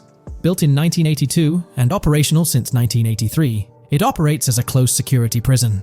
Augusta State Medical Prison was one of the 7 prisons involved in the 2010 Georgia prison strike. With such solid evidence pointing towards Georgia, or at least a portion of it being featured in the GTA 6 map, it's worth noting that Rockstar has done similar things before. In GTA San Andreas, for instance, they created the state of San Andreas, which is a blend of California and Nevada, with Las Venturas mirroring Las Vegas. We're discussing how much money Rockstar Games has made from the first trailer released back in December. We'll also cover Rockstar's plans for the next trailer and their potential strategies for cross-promoting GTA 6. There's a lot to talk about, so let's get into Rockstar's promotion tactics for GTA 6 and when we might see a second trailer. First off, the timing of the next GTA 6 trailer is closely tied to GTA Online's upcoming update. Whether it's just a coincidence or a smart marketing move, this is a strategy Rockstar has used before. For example, they released GTA Online's Winter-December DLC a week after the first GTA 6 trailer. This timing helped make it the most viewed GTA Online trailer ever, even beating out the reveal trailer for Red Dead Redemption 2. If Rockstar decides to use the same approach, we might get some new Grand Theft Auto 6 details next week. This could be a second trailer, some screenshots, or additional information about the game. The timing would line up perfectly with the next big GTA Online update, set to drop on Tuesday, June 25th. This is confirmed because the GTA Plus event period ends the day before. By releasing new GTA 6 content a week before the update, Rockstar could generate more interest in the upcoming DLC. If for some reason we don't get a new trailer or details from Rockstar, I think they might drop more hints in this summer's GTA Online update, just like they did last summer. You might remember a specific t-shirt from that update, which actually hinted at the exact trailer date and time. It had symbols from the Zancudo basement with a cryptic message that translated to, "One day we'll reveal all." It does make you wonder if Rockstar will include some teases or cross-promotion in this update, now that GTA 6 is officially announced. They might do something similar to a few years ago with GTA Online and Red Dead Redemption 2, where treasure hunts let you unlock weapons in GTA Online and receive them in Red Dead Redemption 2 when it launched. Speaking of GTA 6 trailers, here's an interesting fact. Rockstar Games has made a ton of money from the trailer on YouTube. We've talked about this in the last couple of videos, how it leaked because someone accessed a YouTube admin panel, but you can actually use public data and analytics to see how much money Rockstar has made from that trailer. It has almost 195 million views, closing in on 200 million, which is absolutely insane. Rockstar Games has made nearly $1 million from that trailer alone. The craziest part is that even though the trailer doesn't have ads, Rockstar Games still earns money from YouTube Premium users. While this isn't a huge portion of the population, it generates revenue based on watch time. From that alone, they've nearly made $1 million. Imagine if they had actual ads on the video, they'd be making even more. But $1 million just from premium users watching it is still pretty wild.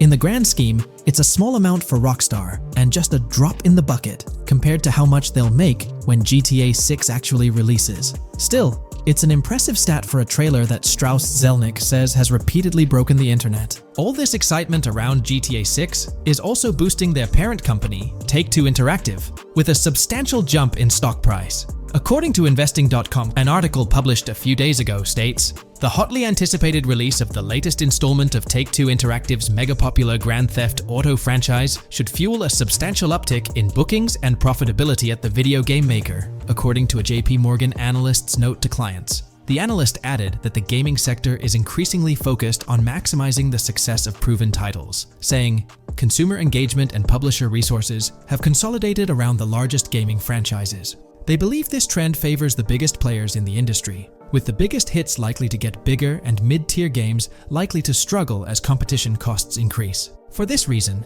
investor expectations for GTA 6 are high, given the success of prior releases like GTA 5 and Red Dead Redemption 2. Analysts anticipate that GTA 6 will drive a significant increase in bookings and profitability for Take-Two and potentially boost its valuation. They reiterated their overweight rating for Take-Two and raised their December 2024 price target from $180 to $200. All this is great news for the gaming industry. Confidence in Grand Theft Auto 6 and Take-Two Interactive is growing, both among industry insiders and on Wall Street. It's just positive news all around. On another note, I initially thought GTA 6 would dominate the scene in 2025, causing other developers and publishers to steer clear, but that's not the case. Recently, at the Xbox Games Showcase, several amazing titles were announced, some set for 2024 like Call of Duty Black Ops 6 and Assassin's Creed Shadows. Interestingly, many other titles are now slated for 2025, meaning they'll be directly competing with GTA 6. Let's go over some of those anticipated titles. We've got some major hits like Doom, The Dark Ages, Death Stranding 2, Monster Hunter Wilds, Little Nightmares 3, Fable, Judas, the new Switch 2, and its launch games Expedition 33, Ghost of Tsushima 2, Civilization 7, Atom Falls, Spider-Man, Venom, and many more. And we haven't even seen Nintendo's lineup yet, which we'll find out at Nintendo Direct. There could also be surprise contenders like another Naughty Dog game. 2025 is shaping up to be an incredible year for gaming, possibly the best ever. And of course, GTA 6 will be a major highlight if Rockstar sticks to the fall 2025 release date. I'm confident they will, especially after that internal delay. This way, they avoid a public delay, which would have happened if they initially aimed for early 2025 and then had to push it back. One thing I'd love to hear from Rockstar next is when we can pre-order the game and get a more specific release date. I'm really looking forward to when the marketing period kicks off. I'd love to hear your thoughts on everything we discussed today. Do you think we'll get new GTA 6 trailers, info, or details from Rockstar soon? Let me know in the comments below. We're about to explore the intricacies of the Vice City mapping project, unraveling the mysteries of the latest map iteration. Join us as we meticulously analyze the details and draw insightful comparisons between the expansive GTA 6 map and its predecessors within the series. Our adventure doesn't stop there. We'll be immersing ourselves in the leaked information from 2022, unveiling a treasure trove of open-world activities. Brace yourselves for a comprehensive list featuring every nook and cranny on the GTA 6 map, showcasing not only new additions, but also the anticipated return of beloved locations from the iconic GTA Vice City, as hinted in the leaks. Let's kick off this exploration by delving into the heart of the GTA 6 mapping project. For those familiar with it, this official endeavor aims to provide a scale-accurate representation of what players can expect in the actual game. The map sprawls across two major cities, Vice City and Fort Gorn, and every detail is meticulously curated from leaks and the official trailer. Now, for those wondering about the seemingly expansive green spaces on the map, it's important to acknowledge the limitations of our knowledge. The apparent emptiness serves as a stark reminder of the scarcity of information currently available. The top portion of the map, appearing cut off, isn't indicative of boundaries or future expansions, but is rather a canvas awaiting details yet to be unveiled. Addressing rumors about the map's size, speculation abounds that GTA 6 will boast 3 major cities. While Vice City and Port Gorn are confirmed, the third city remains shrouded in mystery. There's a buzz that it might be Yorktown, potentially located north of Port Gorn. However, specifics about the placement of these locations marked in red are still elusive. Now, let's delve into the exciting prospect of exploring key locations on the GTA 6 map. These names, extracted from the official trailer and leaks, offer a tantalizing glimpse into the rich and diverse world awaiting players. Get ready to traverse the landscapes of Yorktown Red Hill Fairyland Forest, near Berryland, a whimsical Disneyland parody, Ambrosia Lake, Leonida, Lore North, Beaches Belleville, Ica, Vice City, Hamlet, Grass Rivers, and the enigmatic Gator Keys. As our journey unfolds, stay tuned for more updates, insights, and speculations surrounding the continually expanding universe of GTA 6. The road ahead promises thrilling surprises, and we're here to navigate it together. Now, let's delve deeper into the intriguing details surrounding Port Gellhorn. The bustling streets and structures around Hank's Waffles Diner, a focal point for a heist according to the leaks, spark anticipation for dynamic in-game events. The meticulous rendering of these locales not only captures the essence of the city, but also invites players to immerse themselves in the narrative-driven experiences that Rockstar Games is known for. Examining the speculative changes in Port Gellhorn, the notable relocation of the Port Gellhorn airfield suggests a strategic reimagining of the city's layout. This shift, coupled with the adjustment of the Port Gellhorn Raceway, hints at a carefully planned urban evolution, potentially altering the dynamics of the airport's placement within the city. The industrial sector of Port Gellhorn provides a gritty backdrop, with the iconic United States prison maintaining its imposing presence. The inclusion of the pawn shop, prominently featured in the trailer, underscores the developer's commitment to integrating real-world elements seamlessly into the game environment. Venturing southward, areas like Second Fina and Belleville remain enigmatic, their constant relocation adding an element of unpredictability to their final positioning on the map. Ambrosia La Pearl, steeped in mystery, teases players with its undisclosed location, heightening the sense of intrigue surrounding these diverse neighborhoods. Our exploration now takes us into the heart of Vice City, where a substantial chunk of the urban landscape unfolds before us. While speculation abounds regarding the placement of red buildings and names, the gray structures, sourced from both the trailer and leaks, serve as tangible landmarks, anchoring our understanding of the evolving cityscape. Vice Beach emerges as a vibrant district, adorned with numerous hotels that were meticulously analyzed in previous videos, providing a tangible link between the virtual world and its real-life counterparts. Washington Beach, with its diverse skyline, beckons players with promises of new adventures, enhanced by the improved streets of Stockyard, Little Haiti, Rock Ridge, and Crosstown, as showcased in the trailer footage. Descending further into the enchanting realm of Grass Rivers, we come across the enigmatic district of Hamlet, speculated to mirror the charm of Homestead. Yet, the persistent red designation leaves us tantalizingly in the dark about its precise location. This region reveals fascinating landmarks, including a power plant nestled at Turkey Point and a sewage treatment plant, painting a vivid picture of the industrial landscape, as gleaned from leaked footage. The presence of Grass Rivers itself, along with the mysterious Gator Keys and the alluring sundown, adds an extra layer of intrigue to this particular segment of the expansive GTA 6 map. A moment of appreciation is certainly due to the dedicated individuals steering the mapping project, whose commendable efforts grant fans an evolving and detailed peek into the GTA 6 world. Their commitment to accuracy and meticulous attention to detail foreshadow an immersive gaming experience, setting the stage for the excitement surrounding the official release. Now, let's delve into a truly mind-blowing comparison that has set the gaming community abuzz. Our gaze shifts to the juxtaposition of Los Santos from GTA 5, Liberty City from the iconic GTA 4, and the highly anticipated Vice Beach from GTA 6. The comparison not only highlights the need for potential adjustments in Vice Beach's size, but also emphasizes the extraordinary density and detail that players can expect. Acknowledging the observed need for a slight enlargement of Vice Beach, the visual impact remains nothing short of extraordinary. The comparison underscores the incredible density that GTA 6 promises, reminiscent of the lively streets and vibrant atmosphere experienced in the streets of GTA 4's Liberty City. Speculation regarding the buildings in Vice Beach, as showcased in the mapping project, heightens the anticipation, with the close proximity of structures promising an unparalleled level of immersion and detail, evoking nostalgia from the beloved GTA 4 era.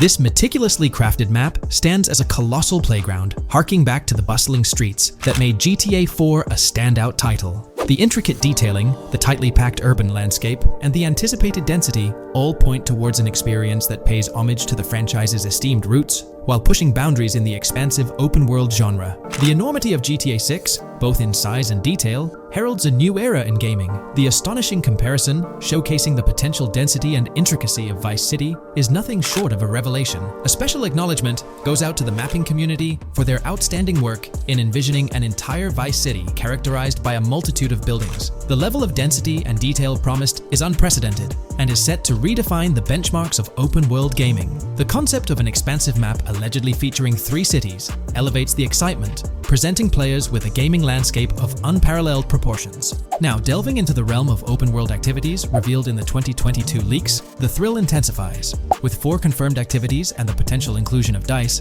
GTA 6 promises a diverse range of immersive experiences. Golf, fishing, and races are confirmed elements that contribute to the dynamic and engaging environment that Rockstar Games is crafting. A particularly intriguing moment unfolds in the trailer, as Jason, visibly nervous, speeds away from a robbery scene, with Luke clutching the ill-gotten cash. In the distance, the iconic Topgolf in Doro makes a cameo, a real-world entertainment destination located in Doro, Florida. The climate-controlled hitting bays, HD TVs, and sports bar elements create an enticing backdrop for players to explore. This real-world integration adds a layer of authenticity, bridging the gap between the virtual and real worlds. Fishing, poised to be a serene yet potentially rewarding pastime, is expected to be available from various locations in the vast ocean. Races, an integral and adrenaline-pumping element of the GTA series, are set to deliver high-octane excitement that fans have come to expect from the franchise. Furthermore, a detailed list from the GTA 6 document unravels every location visible in the leaks on the GTA 6 map. This includes not only new and thrilling destinations, but also the return of iconic locations from the beloved GTA Vice City. The inclusion of familiar locales adds a nostalgic touch, creating a seamless connection between the past and the present within the expansive world of GTA 6. Now let's embark on a comprehensive exploration of some of the familiar locales, making a triumphant return in GTA 6. As unveiled by the mapping project. These recognizable names from the GTA Vice City era evoke a sense of nostalgia, rekindling memories of past gaming experiences. Leaf Links, Malibu Club, Washington Beach, Ocean Drive, Ocean View, and Little Haiti are just a few examples of the beloved spots that players will once again encounter in the immersive world of GTA 6. It's a poignant journey back in time as we rediscover these iconic locations, now reimagined and seamlessly integrated into the highly anticipated GTA 6 map. Venturing further into the extensive list of locations, our focus remains on the map, unveiling an array of intriguing places that contribute to the game's richness. Among these, the Jack of Seas nightclub takes center stage, having made appearances in both the official trailer and the leaks from 2022. While a detailed reading of every location is beyond the scope, feel free to pause the video and explore these fascinating spots at your own pace. From quaint small stores to the distinctive stone sculpture gracing Vice Beach, each location adds layers of detail and authenticity to the sprawling game world. From 2022 and onward, a group of passionate GTA fans have been diving deep into GTA 6 gameplay leaks, and what they discovered was wild. Their mission? They're trying to map out the entire landscape of GTA 6 before Rockstar Games even releases the official game. And guess what? They're actually making some serious headway. This is all about the ongoing GTA 6 mapping project. So, how did this whole endeavor start anyway? It's an interesting story that not many folks are aware of. You see, there was a similar craze back when GTA 5 was announced. Back in 2011, a group of dedicated fans took it upon themselves to predict and sketch out the layout of GTA 5's terrain. How did they do this? By meticulously analyzing every single trailer that Rockstar Games dropped in the year leading up to the game's eventual release in 2013. The surprising part? When the game finally hit the shelves, a substantial chunk of what these fans had mapped out turned out to be surprisingly accurate. Sure, there were a few locations that were a bit inaccurate, like the military base being off and the dam placed in the wrong spot. Also, there were some variations in the overall shape of San Andreas, but considering they solely relied on Rockstar's official footage and had put in 2 years of work, their accuracy was pretty commendable. Now imagine this, if they could pull off that level of detail with just the trailers, think about what these enthusiasts could achieve with the leaked, under-the-radar stuff that slipped out prematurely. Plus, add in an extra year of combing through details and data. This mapping project is being led by a user called Dupzor, who is the project manager of this whole thing. On September 18th, 2022, when a massive leak dropped over 90 minutes of GTA 6 footage, the map enthusiasts went into full gear. While I can't exactly showcase the leaked content here, what really sparked the interest of the community were the coordinates embedded within the developer's HUD. These sneaky numbers revealed the exact whereabouts of the player concerning the game map. And let me tell you, GTA 6 fans wasted no time diving into this goldmine of information.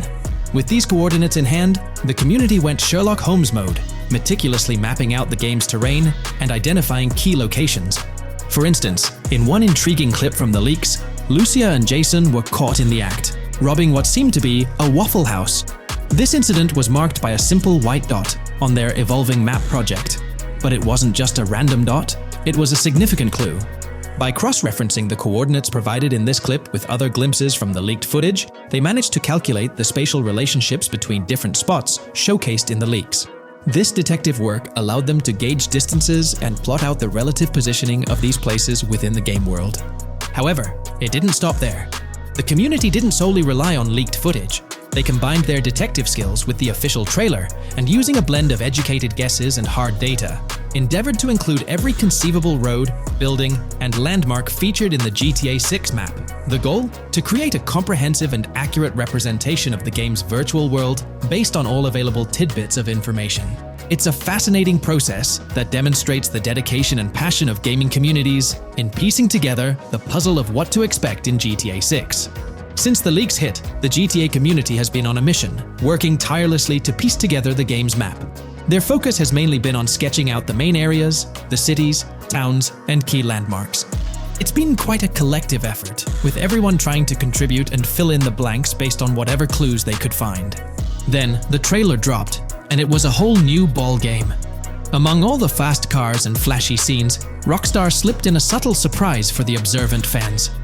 After a few days of dissecting the trailer frame by frame, someone spotted it, a tiny image hidden in the bottom right corner of the ending screen. And guess what? It looked like a map snippet. Naturally, the community went into full detective mode. They put on their magnifying glasses and compared this mysterious map with the one they'd been building from the leaks. There were some similarities, especially with the layout of the right side and the presence of separate islands at the bottom, surrounded by water. But here's the catch. That image was pixelated to the max. It was like trying to figure out a puzzle with half the pieces missing.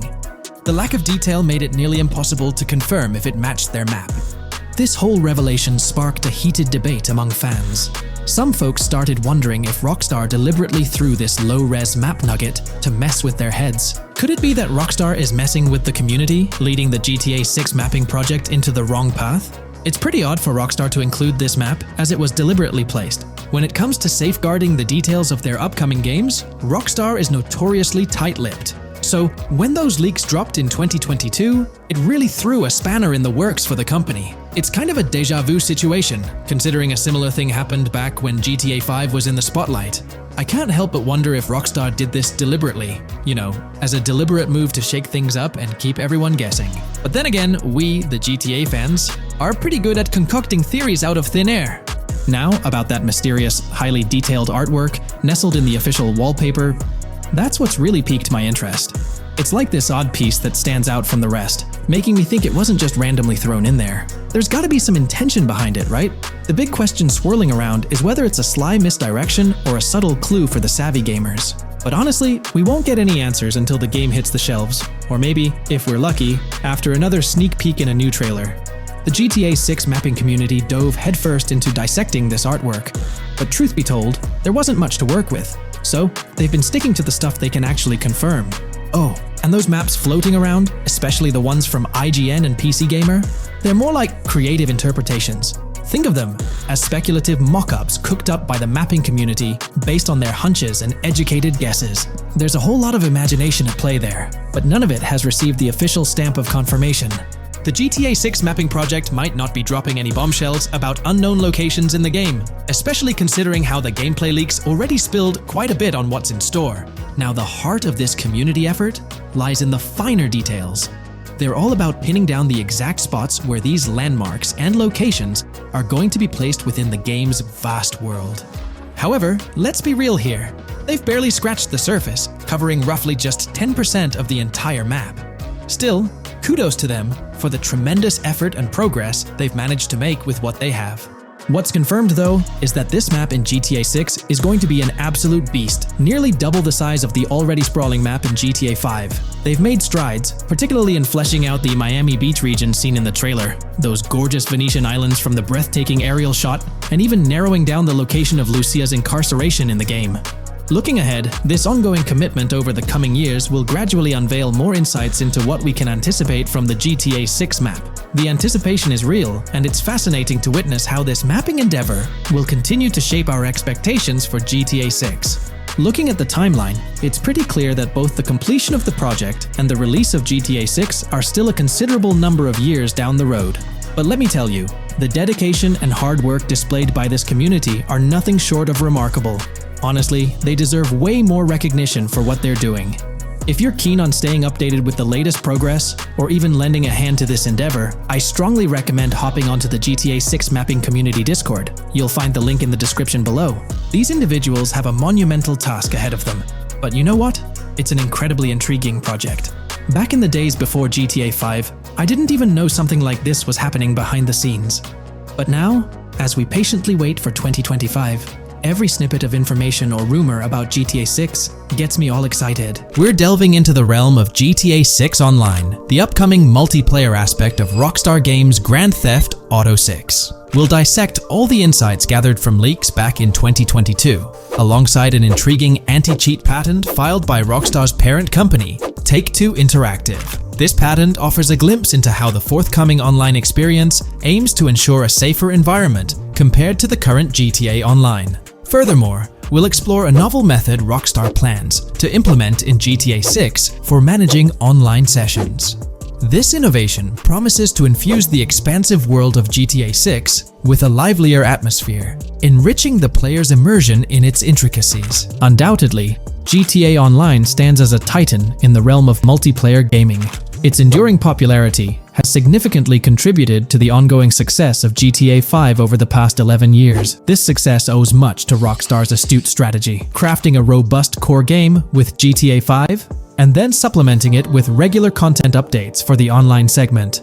By continually introducing new weapons, vehicles, and attire, Rockstar keeps players engaged and motivated to accumulate in-game currency. As we eagerly anticipate the official unveiling of GTA 6, players are hopeful that it will address prevalent issues plaguing the current iteration. Chief among these concerns is the rampant presence of modders and cheaters, whose actions not only disrupt gameplay, but also pose security risks by unlawfully accessing personal data. To tackle this issue, Rockstar has devised a fresh approach set to debut in GTA 6. This method aims to bolster the game's security measures. The patent responsible for this enhancement is titled Method and Apparatus for Preventing Cheating in a Video Game Environment by Providing Obfuscated Game Variables. Filed by Take-Two Interactive, Rockstar's parent company, in 2019, this patent outlines a system and method aimed at curbing cheating within video game environments. By disguising game variables in memory, the patent seeks to thwart attempts by players to monitor and manipulate values such as health, ammunition, and in-game currency for unfair advantages. Traditionally, developers combat such exploits by encrypting, coding, or obfuscating the location of these values, alongside implementing integrity checks to detect unauthorized modifications. However, these methods have drawbacks, as they often impact game performance and inadvertently expose variable locations to savvy attackers. Rockstar's innovation lies in masking the whereabouts of these variables, offering a more robust defense against cheating in GTA 6's online. I won't delve into the technical intricacies, but essentially, Rockstar employs a clever and seemingly straightforward technique to conceal these values. This makes it considerably tougher for attackers to pinpoint their locations. While the concept of masking values may seem straightforward, its effectiveness in bolstering stability and enhancing security for the future online segment is paramount. Moving forward, let's turn our attention to the next patent, titled System and Method for Session Management in a Multiplayer Network Gaming Environment. Filed by T2 Interactive in 2021, this patent addresses disclosed are systems and methods for session management. The disclosed system allows for seamless merging and splitting of network sessions in a multiplayer network gaming environment. Seamless session management allows dynamic movement of players in a virtual world during gameplay without unnecessary loading and/or stalling. As the players in the virtual world move around, the management of active game sessions can be improved to affect a more realistic perceived population. In this patent, Rockstar highlights the crucial role of online components in the success of many games, citing GTA Online as an example. They emphasize the challenges of managing network technology and resources to create a vibrant virtual world. Traditional MMO games often face limitations in session management, with some opting for single sessions that may restrict the depth of content due to increasing player counts. Others utilize multiple sessions, which can hinder feasibility, especially in peer-to-peer exchanges like in GTA Online. To address these issues, Rockstar has developed a pioneering system for seamless session management. This innovative approach enables fluid splitting and merging of network sessions, allowing for a more immersive virtual world free from hardware and software constraints. Allowing players from different sessions, but in the same virtual area of the map, for example, to be merged into a single session. This allows players from previously different sessions to come across one another, thereby making the virtual world seem more populated. As an additional advantage, seamless session merging handles many network failures silently. In prior art systems, a player who loses network connectivity can be kicked out of a session and may not be able to rejoin because they are in a session by themselves. However, the Session Management System 100 allows for a disconnected player to exist in a session by themselves for a predetermined period before they are reconnected to the remaining players in the session or can be joined with another session. The method begins with monitoring a triggering event. In some embodiments, the triggering event defines when to merge two sessions or split a single session. For example, when the object, virtual players, are in the same session, move physically apart from another, the object by a predetermined virtual distance, this triggers the session management system to split the session into two different sessions. Likewise, if objects from two different sessions are within a predetermined virtual distance from one another, the session management system and merge the sessions to allow interaction between objects of the respective sessions. Other instances of monitored triggering events encompass various player and object actions, including changes in position or visibility, player entries and exits from the virtual world, and game-related activities like mission completions or tutorial beginnings. Rockstar's solution ensures seamless management of these events, preventing inconsistencies such as duplicated objects during session transitions. This approach accounts for factors like virtual geography, team management, networking resources, and social relationships to maintain continuity across sessions. For example, once a session is split, there can be two sessions, each with their own distinct copy of an object. Avoiding this split can avoid players that intentionally duplicate valuable objects to exploit virtual game economics. If these two sessions were to later merge, there can then be two identical objects in the same session. In this manner, the session management system advantageously avoids object duplication when two players are merged following a split. I trust that I've conveyed this information clearly. The implementation of this new system in GTA 6 promises to enhance the game's atmosphere, ensuring a more bustling world while maintaining a high level of detail throughout. Now, let's delve into what we've learned about GTA Online from the leaks of 2022. Multiplayer. In the bottom left in one of the clips, one can see there are two players in a 30-player lobby. This is because there are two slots for spectators, similar to GTA Online and Red Dead Online. There is also a reference to the script host. After that, there is a code which is either the session host or game master. Based on the information gathered, it seems probable that peer-to-peer connections and 30-player lobbies will make a comeback in GTA 6 Online. However, there's a twist in how sessions will operate, allowing for seamless transitions between them. Today's video will delve into the latest iteration of the GTA 6 mapping endeavor. The developers have expanded and refined the GTA 6 map significantly, making it the most comprehensive fan-made project to date. It incorporates all available data from leaks and the initial official trailer.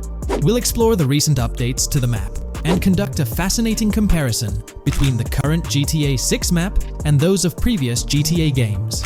Additionally, we'll examine a fan-created satellite view of the GTA 6 map, along with the inclusion of Tommy Vercetti's mansion spotted in the trailer. All of these elements will be discussed in detail throughout this video. Let's kick things off with the GTA 6 mapping project. Changes have been implemented across all regions of the map. To ensure we cover everything comprehensively, we'll begin our tour from the northwest and work our way down, addressing each modification along the journey. Firstly, the map's dimensions have been expanded from 16,000 by 16,000 to 18,000 by 18,000 to accommodate the newly added landmass. Each square on the map measures 500 x 500 meters. Based on the latest estimations, the map will be larger than before, requiring more space to accommodate all its features. Currently, the northern portion of the map remains unknown, which contributes to its perceived size. Hence, the map extends beyond what's visible on the screen. According to rumors, the GTA 6 map is speculated to encompass 3 major cities. Presently, we're aware of 2. Vice City, the largest city, and Port Gorn, which has undergone further expansion in the latest map update. The third location, Yorktown, is anticipated to be modeled after Tampa. Rumors suggest that it could be the third major city featured on the map. However, at present, there's limited information available about it in the leaks. The only indication we have is a sign displaying New York Tune within Port Gorn. Regarding Port Gorn, details are scarce apart from its name and general location. It's positioned north of Fort Killorn and east of Yorktown. Moving on, we encounter Hank Hill, one of the notable elevations in the game. Despite Florida's predominantly flat terrain, Rockstar has incorporated hills sporadically to diversify the landscape. Adjacent to Hank Hill are the Domed Hills, another series of elevated areas. Notably, the border of a river is highlighted in orange, indicating speculative terrain.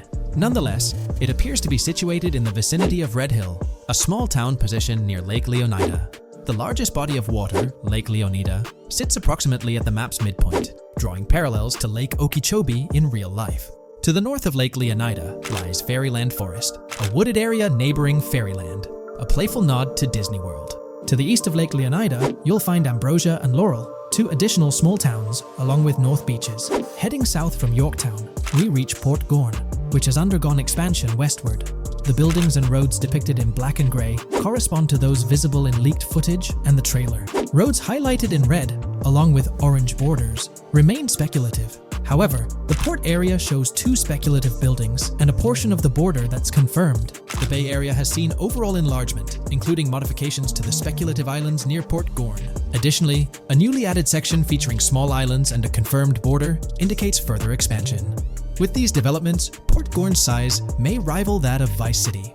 It might not match Vice City's scale, but it could rival, if not surpass, GTA 5's Los Santos, which is remarkable, considering it's our second city on the map. Additionally, the confirmed borders of Port Goro have been adjusted based on new evidence. The remaining areas in Port Goro largely remain unchanged.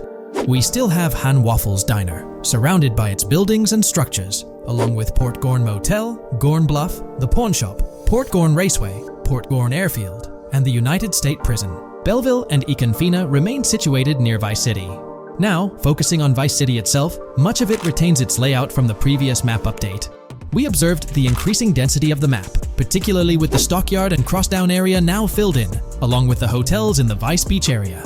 The proximity of the buildings to one another is quite striking. Additionally, the buildings on Pelican Harbor Island remain consistent with the previous update. However, there's been a recent discovery. I'd appreciate your thoughts on this matter in the comments below, as it could potentially be significant if confirmed. According to this viewer, they claim to have identified Tommy Vercetti's mansion in the trailer. They're referring to this specific mansion situated on the middle island, directly behind the enormous yacht. It bears a striking resemblance to his iconic abode, raising the possibility that it could indeed be the one. However, it's challenging to make a definitive judgment, since it's nighttime in the footage. It could simply resemble it, but it's difficult to confirm. Nevertheless, it would be fantastic if it indeed makes a return in the game. The recent update brought significant changes to Vice City, particularly with the Vice City port. This is where the scene featuring the bolt shot from the trailer takes place. Now, we have a clearer understanding of its entire border, with some buildings identified. There are 2 speculative buildings, along with some confirmed ones. The bridges have been updated, and there have been adjustments to the speculated Raya Way. Furthermore, the FLP Solar Amphitheater has been relocated northward based on new evidence. The Vice City International Airport metro station has also undergone updates, aligning with new information from leaks. Notably, the airport now appears more complete, with an additional hangar. These encompass all the changes made to Vice City. Now let's shift our focus to the Grass Rivers, as they've also received updates. The speculative landmass along the west coast has been adjusted to accommodate the map expansion. Notably, the Lake SLW waterway now connects to the Grass Rivers, providing insight into the potential appearance of this swampy region on the map. A scene from the trailer showcased the Airbolt, a vehicle likely used for traversing these areas. Hamlet remains in its original position, serving as a parody of Homestead. It's interesting to note the location of the Shaka Shed, situated in the middle of the Grass Rivers, reminiscent of the shacks seen in Lemoyne in Red Dead Redemption 2. This suggests that this area may draw inspiration from its counterpart. Furthermore, I anticipate hunting to be quite intense in this region, given the presence of alligators, snakes, and lizards.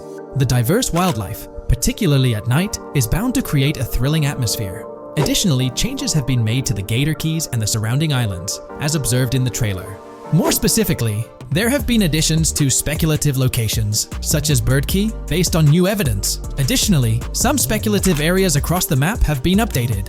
That wraps up the analysis of the latest version of the GTA 6 mapping project. It'll be intriguing to see how closely it aligns with the actual map.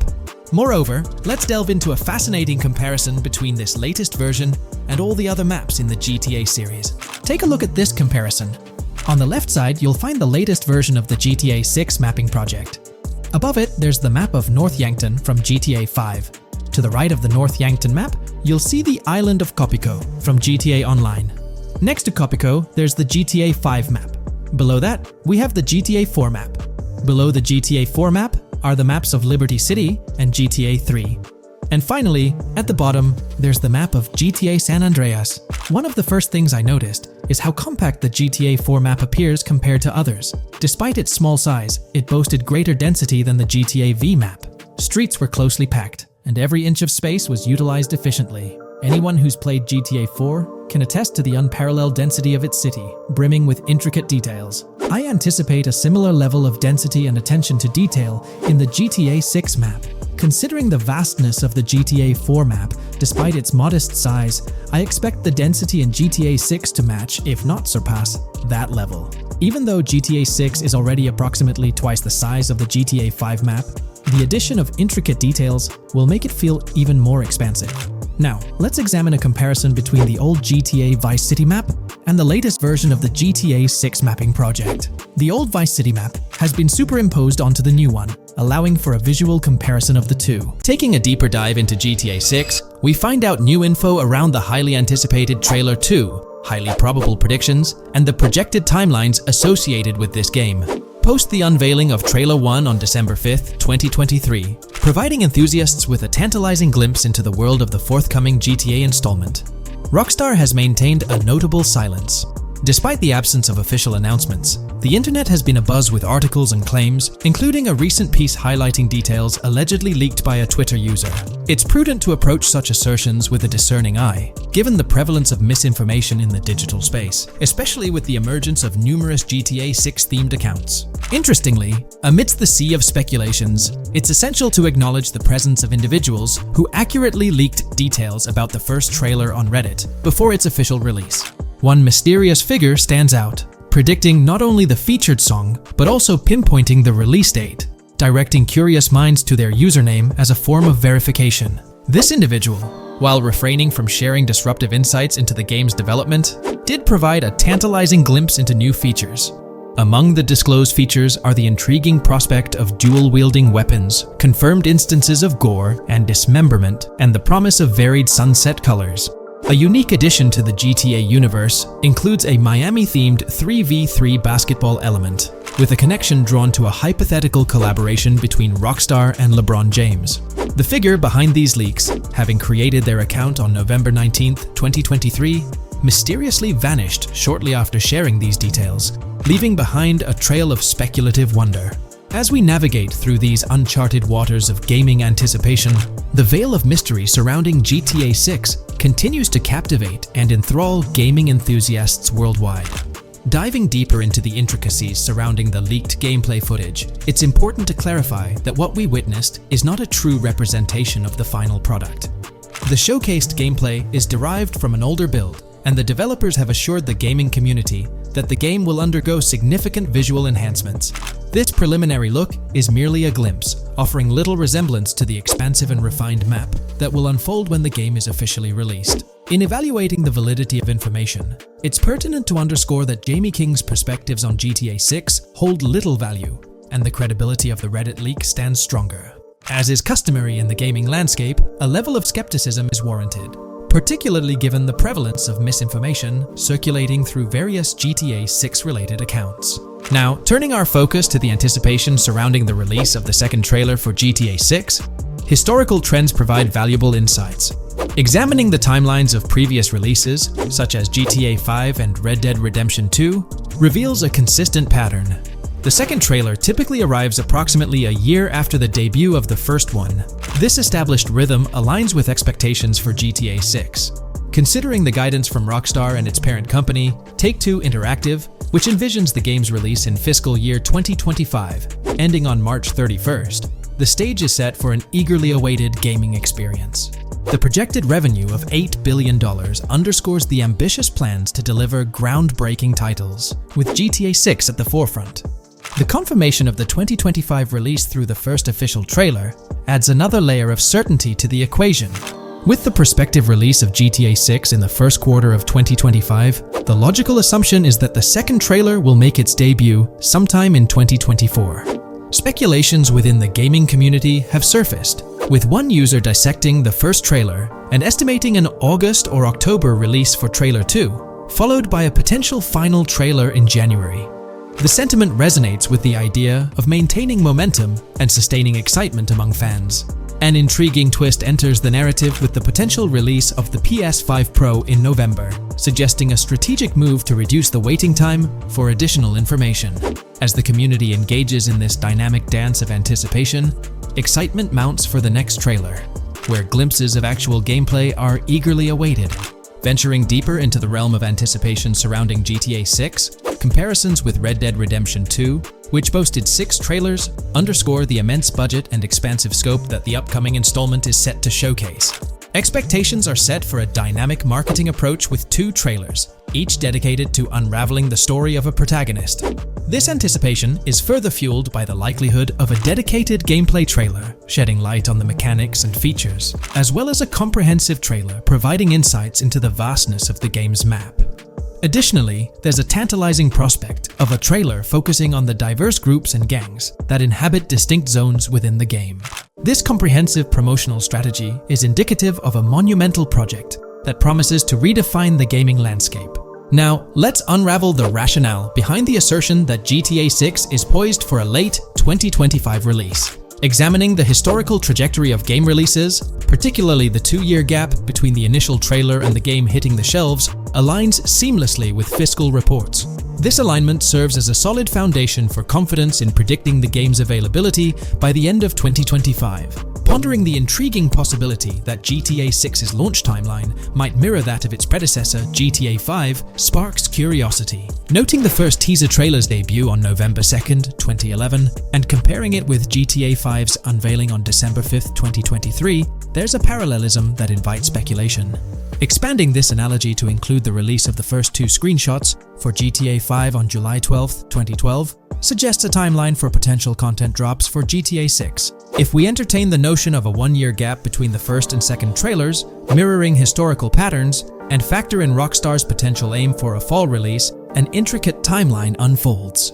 Of course, acknowledging the industry's unpredictability, potential delays could sway this projection. Encouraging the community to share their insights, the script opens a channel for predictions regarding the release of GTA 6 Trailer 2. For those intrigued by a personal timeline, a meticulous projection is presented. The anticipation of Trailer 2 making its debut around April or May 2024, strategically ahead of the summer, is poised to keep the gaming community buzzing. Subsequent to this, the prediction of a third trailer, potentially a gameplay trailer, surfacing around October or November of the same year, with the possibility of extending into December, adds to the excitement. Early 2025 is earmarked for another critical trailer, presumably a launch trailer, complemented by TV spots to amplify the buzz. During the interim periods, additional content drops are anticipated, featuring new screenshots, short-form videos, and artworks, ensuring a sustained engagement with the gaming audience. Acknowledging the evolving landscape of marketing, the script posits that character trailers, a hallmark of GTA 5's promotional strategy, may not be a focal point this time. The shift from 3 protagonists in GTA 5 to 2 in the current installment lends credence to this assertion. The first trailer introduced Lucia, and the prediction is that the second trailer will shift the spotlight to Jason, offering glimpses into his character and potentially unveiling more facets of the game's map, including Sport Gilhorn. Furthermore, a dedicated story trailer is envisioned, delving deeper into the narrative, characters, and plot. If Rockstar aims to sustain the momentum generated by the first trailer and is eyeing an early 2025 release, the likelihood of witnessing the second trailer before the summer of the current year becomes plausible. We're delving into the character creation aspect of Grand Theft Auto 6 and exploring how in-game NPCs will be generated. We'll take a look at a recent patent filed by T2 Interactive, the parent company of Rockstar Games, which sheds light on the character creation process within the world of GTA 6. The patent reveals details about a new system developed by Rockstar Games, designed to streamline character creation and leverage the capabilities of current generation consoles more effectively. As game worlds grow in size and complexity, filling them with diverse and compelling characters and environments becomes increasingly challenging. Artists are tasked with creating every individual in-game object, from characters to buildings and interiors. As these worlds expand, the computational and design efforts required also increase. However, Rockstar Games has once again demonstrated innovation by developing a system that optimizes the rendering of 3D objects, ensuring efficiency without compromising on detail. This system addresses the challenges posed by the ever-expanding scope of game worlds. The patent we're examining in this video is titled System and Method for Game Object and Environment Generation. This video takes a deep dive into the generation of building interiors and characters within the expansive world being crafted by Rockstar Games. The patent starts off by providing an overview of how objects function within 3D spaces, as explained by Rockstar. Objects used in 3D graphics, often called assets, are a combination of geometry data, for example, the 3D model, and data for textures associated with the geometry data. An asset may be formed of one object, or it may be a composite object made from a combination of objects. The objects that form a composite object may in different contexts be used as independent assets unrelated to the composite object, or they may always be used as a subset of a larger object. They've provided an intro to how 3D objects function in games, aiming to help us grasp the workings of their latest invention.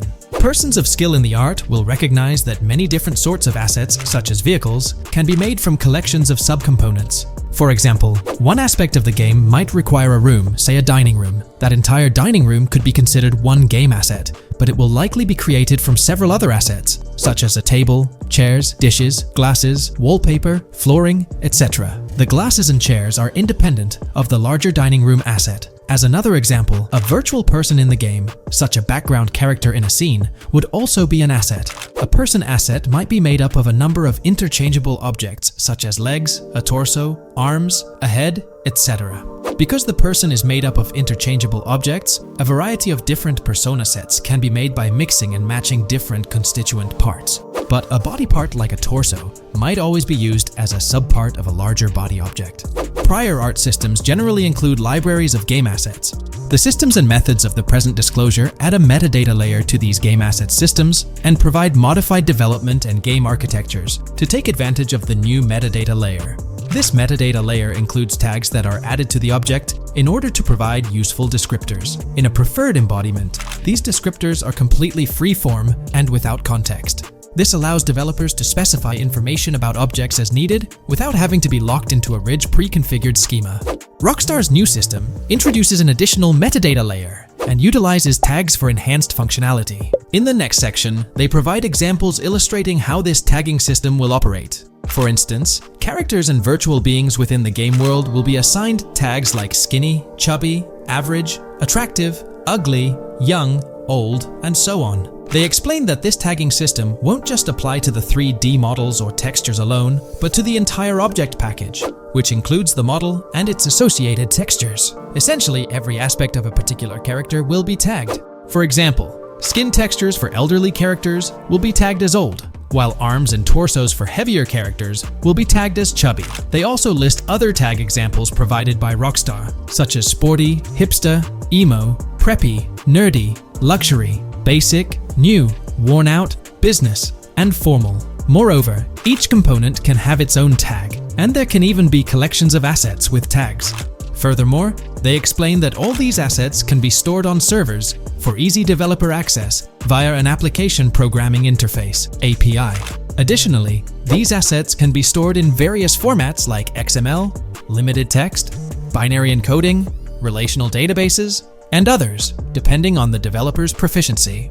The systems and methods of the present disclosure further advantageously use the metadata via a rule set layer that uses the metadata to increase the speed and efficiency of game rendering, world or scene creation, game script execution, and rendering fidelity. In particular, the rule set allows designers to add context to the tags and to control their use by setting rules for the asset usage and the asset's interaction with the game and other objects.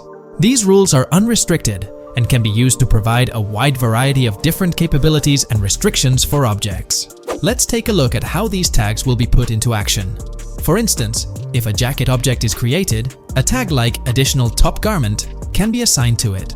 Then, during gameplay, certain rules might search for this specific tag to identify objects like jackets. Furthermore, in a cold setting, the character's health stat may decrease at a slower rate because the character stays warm with the additional top garment. Moreover, the additional top garment tag could enhance rendering efficiency. For instance, if a character wears a shirt underneath a jacket, the shirt occupies memory space. Since the shirt is mostly covered by the jacket, Rockstar plans to replace the full shirt with a smaller texture, only containing the visible parts under the jacket, thus conserving memory. The combination of tags and the rule set can also be used advantageously for procedural generation of game objects and environments. For example, a game scene could be created in a game script by calling assets based on tags, rather than calling the assets explicitly. For example, if the game scene called for virtual characters in a movie theater, the game designer could simply specify a need for predetermined X number of characters with casual dress.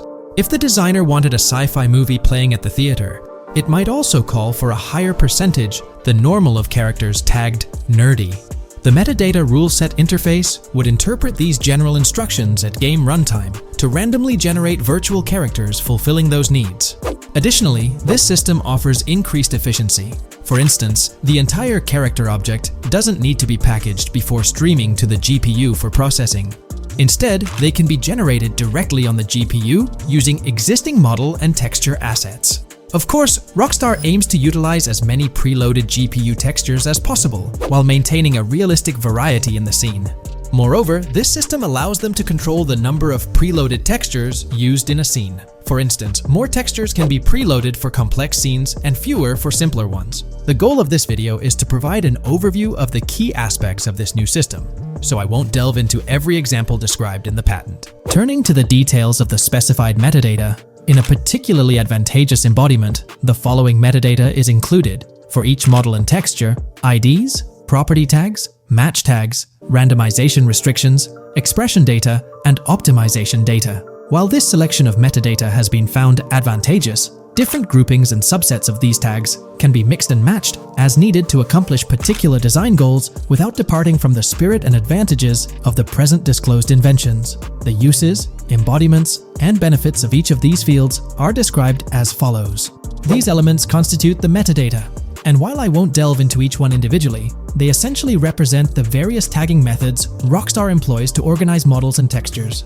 These tags facilitate accurate and efficient filtering and sorting of assets within the virtual world. We're diving into an upcoming terrain system in GTA 6, brought to you by Rockstar Games. Additionally, we'll explore some cool graphics enhancements like ambient occlusion, global illumination, and material tinting slated for the next GTA. The scoop comes straight from an official patent filed by Take-Two Interactive, Rockstar's parent company. So let's kick things off by checking out the patent titled Method and Apparatus for Enhanced Graphics Rendering in a Video Game Environment. According to Rockstar Games, the rendering of real-time graphics usually happens in a pipeline setup like this one. At the core of it, the process kicks off by handling 3D vertex information, moving on to render pixel-level details like light, color, and shadows. In the current systems, one or more shaders are employed for this pixel-level rendering. These shaders are essentially programs that operate on the GPU. The challenge in rendering lies in finding the right balance between realism and detail, while ensuring smooth performance, aiming for that higher frame rate. For example, a virtual world should illustrate various terrains that mirror a number of lifelike geographical areas. Each of these terrains can provide unique interactions with a virtual character in the video game. By way of example, a virtual player traveling through sand or snow should leave footprints that are different than the virtual player walking down a concrete sidewalk. However, because of the number of various terrains that need be accounted for, and the unique behavior of each terrain, conventional graphics systems do not have enough processing power to account for dynamic terrain and the associated interaction with players of the game. So, Rockstar Games developed a shader system for efficiently rendering various types of terrain with high realism. Let's take a peek at the system. The world level map, visible in the bottom right, outlines all the different dynamic terrains, such as muddy, sandy, grassy, hard ground, snowy, and more. Take a gander at this world level map showcasing the diverse terrains. Now, let's explore the various dynamic terrain zones within the game world. Using Red Dead Redemption 2 as an illustration, this world level map plays a pivotal role in determining the terrain that players or NPCs interact with. Essentially, it acts as the foundation to generate a trail map. Think of a trail map as a record of all the imprints left behind by characters, vehicles, and other objects, like the aftermath of explosions. Take this image for instance, showcasing how the snow has been altered by the actions of this NPC. Different shaders of the shader system are used for different terrain types and with different trail map types. For example, basic terrains do not require special shaders, while shallow mud terrains can advantageously benefit from a parallax surface shader to efficiently show ruts and tracks in the terrain with a high detail trail map. As an additional example, deep mud terrain may use a tessellation surface shader to model the ruts and tracks in the mud. You might be aware that in Red Dead Redemption 2, you can leave realistic footprints in the snow and mud. Rockstar explained that they employed two shaders for this effect: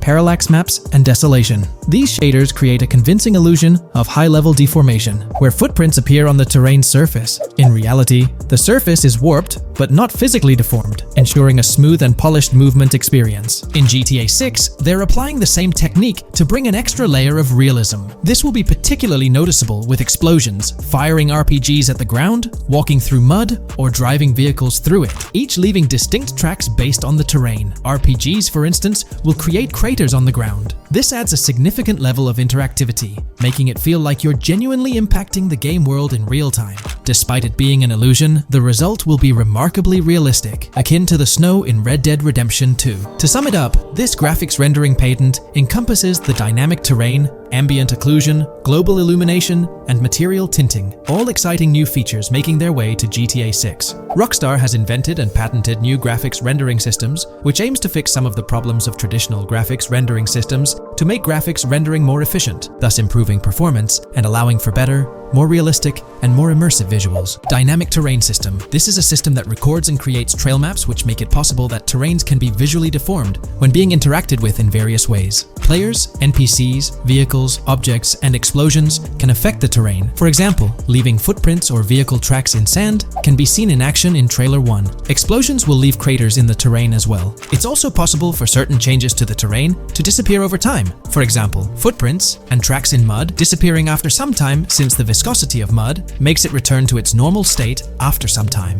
There are different types of terrains, for example, muddy, sandy, hard ground, grassy, or snowy terrain. Each type of terrain will react differently. A sandy terrain will be more easily deformed than a grassy terrain, for example. In the initial part of our video, we delved into the rendering pipeline, which also incorporates a lighting stage. While conventional systems often utilize cube maps for pre-rendering lighting, it's worth noting that this is mainly for static elements. When it comes to dynamic characters, pre-computed lighting falls short in accommodating changes from objects within the scene. Although ambient occlusion can be pre-baked, it lacks the capability to update dynamically. Realism takes a hit due to this. Conventional systems often incorporate static lights to mimic reflected light, like sunlight bouncing off the ground and under a table. However, this static approach fails to update with changes in the light source. To address these challenges, Rockstar has patented new systems. Ambient occlusion. This is a graphics technique that can be utilized in multiple forms to determine how light and shading are displayed on an object. It can lead to darkened areas,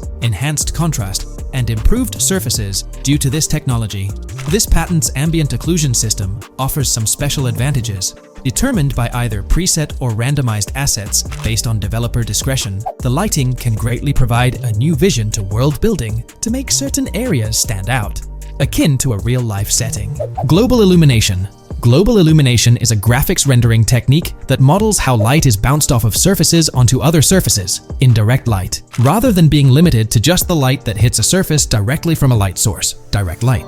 Rockstar system detailed in this patent uses a bounce map that is projected in a top-down fashion to determine reflected light off of the ground. This bounce map is then converted into a texture that provides an approximation for the expected bounce back of light. This simulates the effect that would be achieved rendering the multiple passes of lighting to account for the natural bounce reflections. The bounce map can then be integrated into the lighting pipeline. During this, a technique is used to determine the area that needs this extra pass for each frame. This way, only the visible and required area is rendered with this technique, thus making it very efficient and less performance intensive. Overall, this provides many of the benefits of ray tracing without the computational expense. Ray-traced global illumination will probably still be in the game.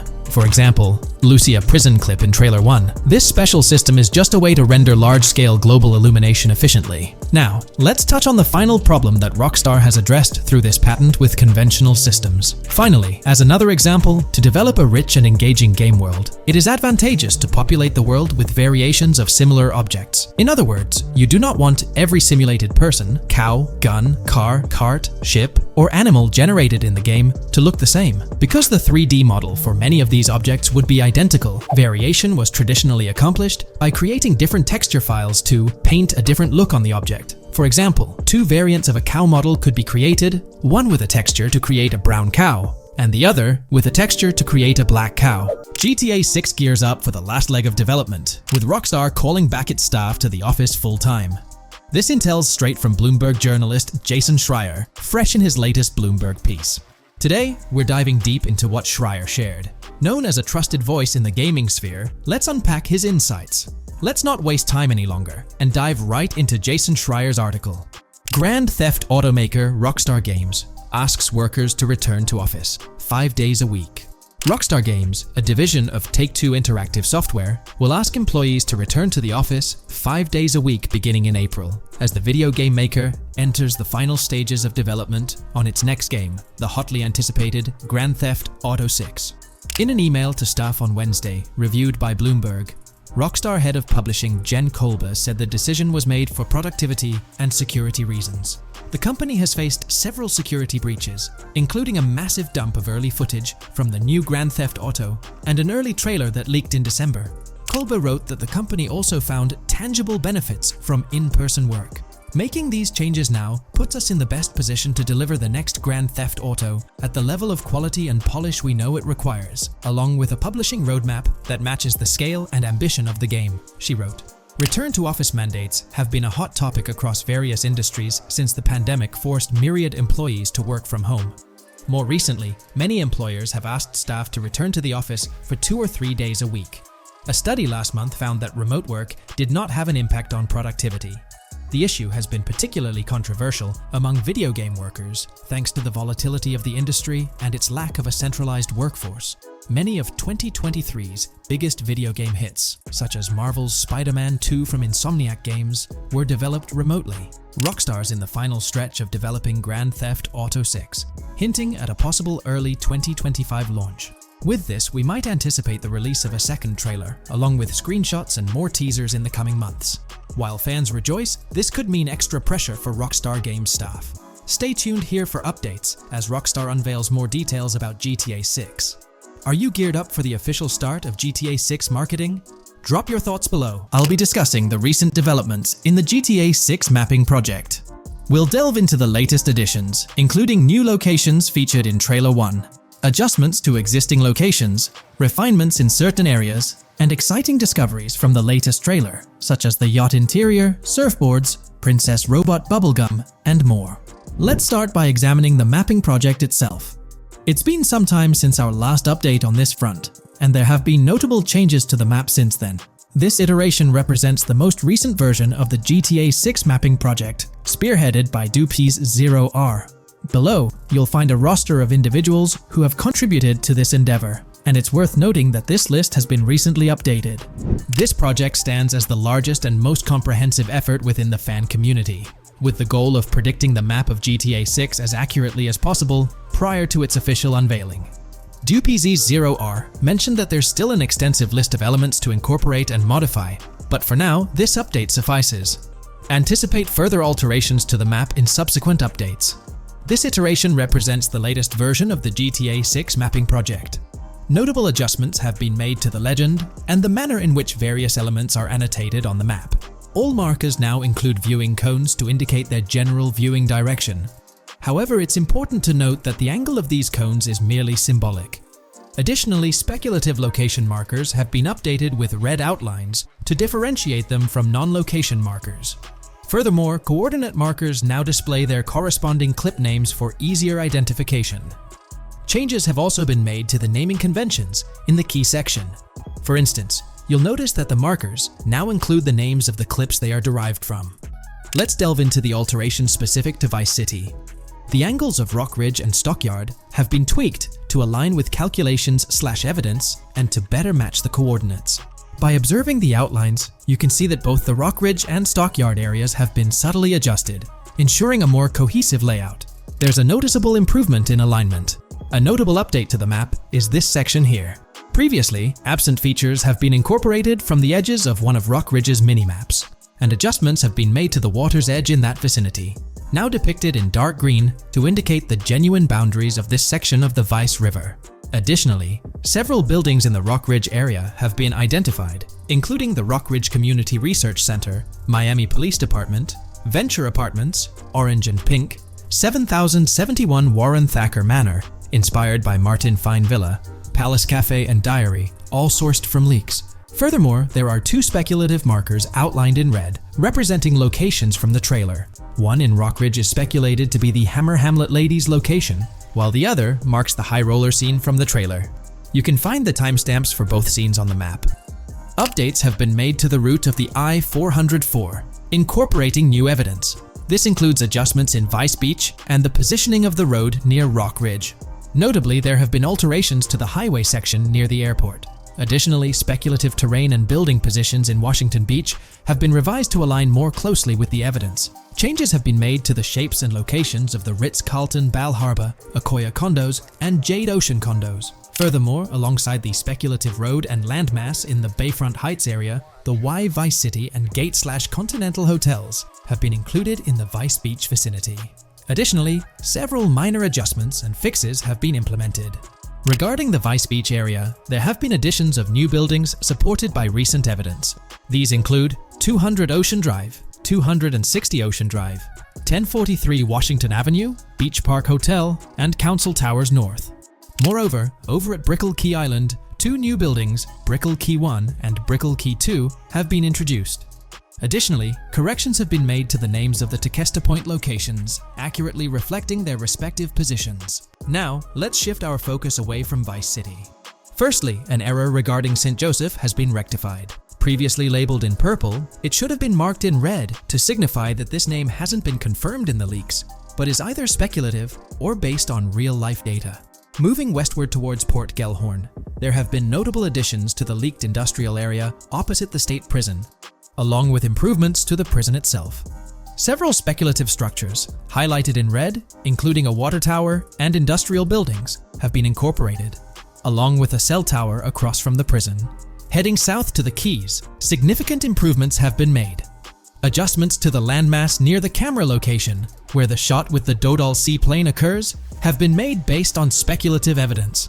An airbase/runway has been added, along with guard booth and barriers visible in the trailer. Additionally, two speculative buildings marked in red, as well as the speculative Naval Area Station, have been included. That wraps up all the updates to the GTA 6 mapping project. Share your thoughts in the comments below. There have been some significant changes with this update. But now, let's shift our attention to the discoveries made in the trailer. I also wanted to touch on these findings in this video.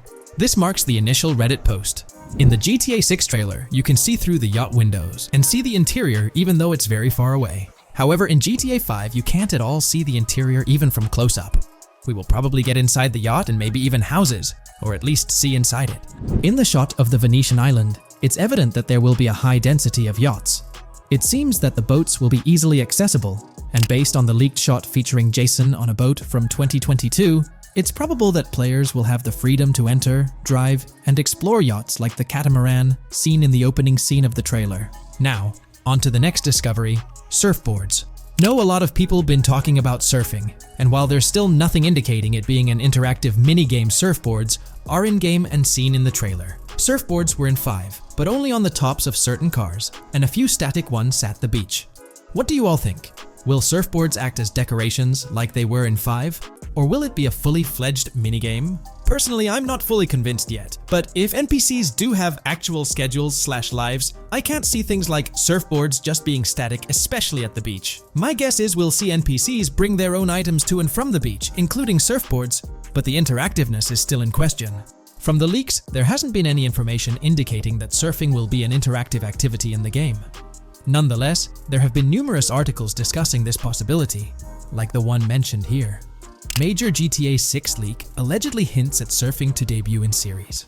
The upcoming GTA 6, officially untitled, leaks are becoming more frequent and interesting, with a recent one revealing that the upcoming title will include new water sports, such as surfing.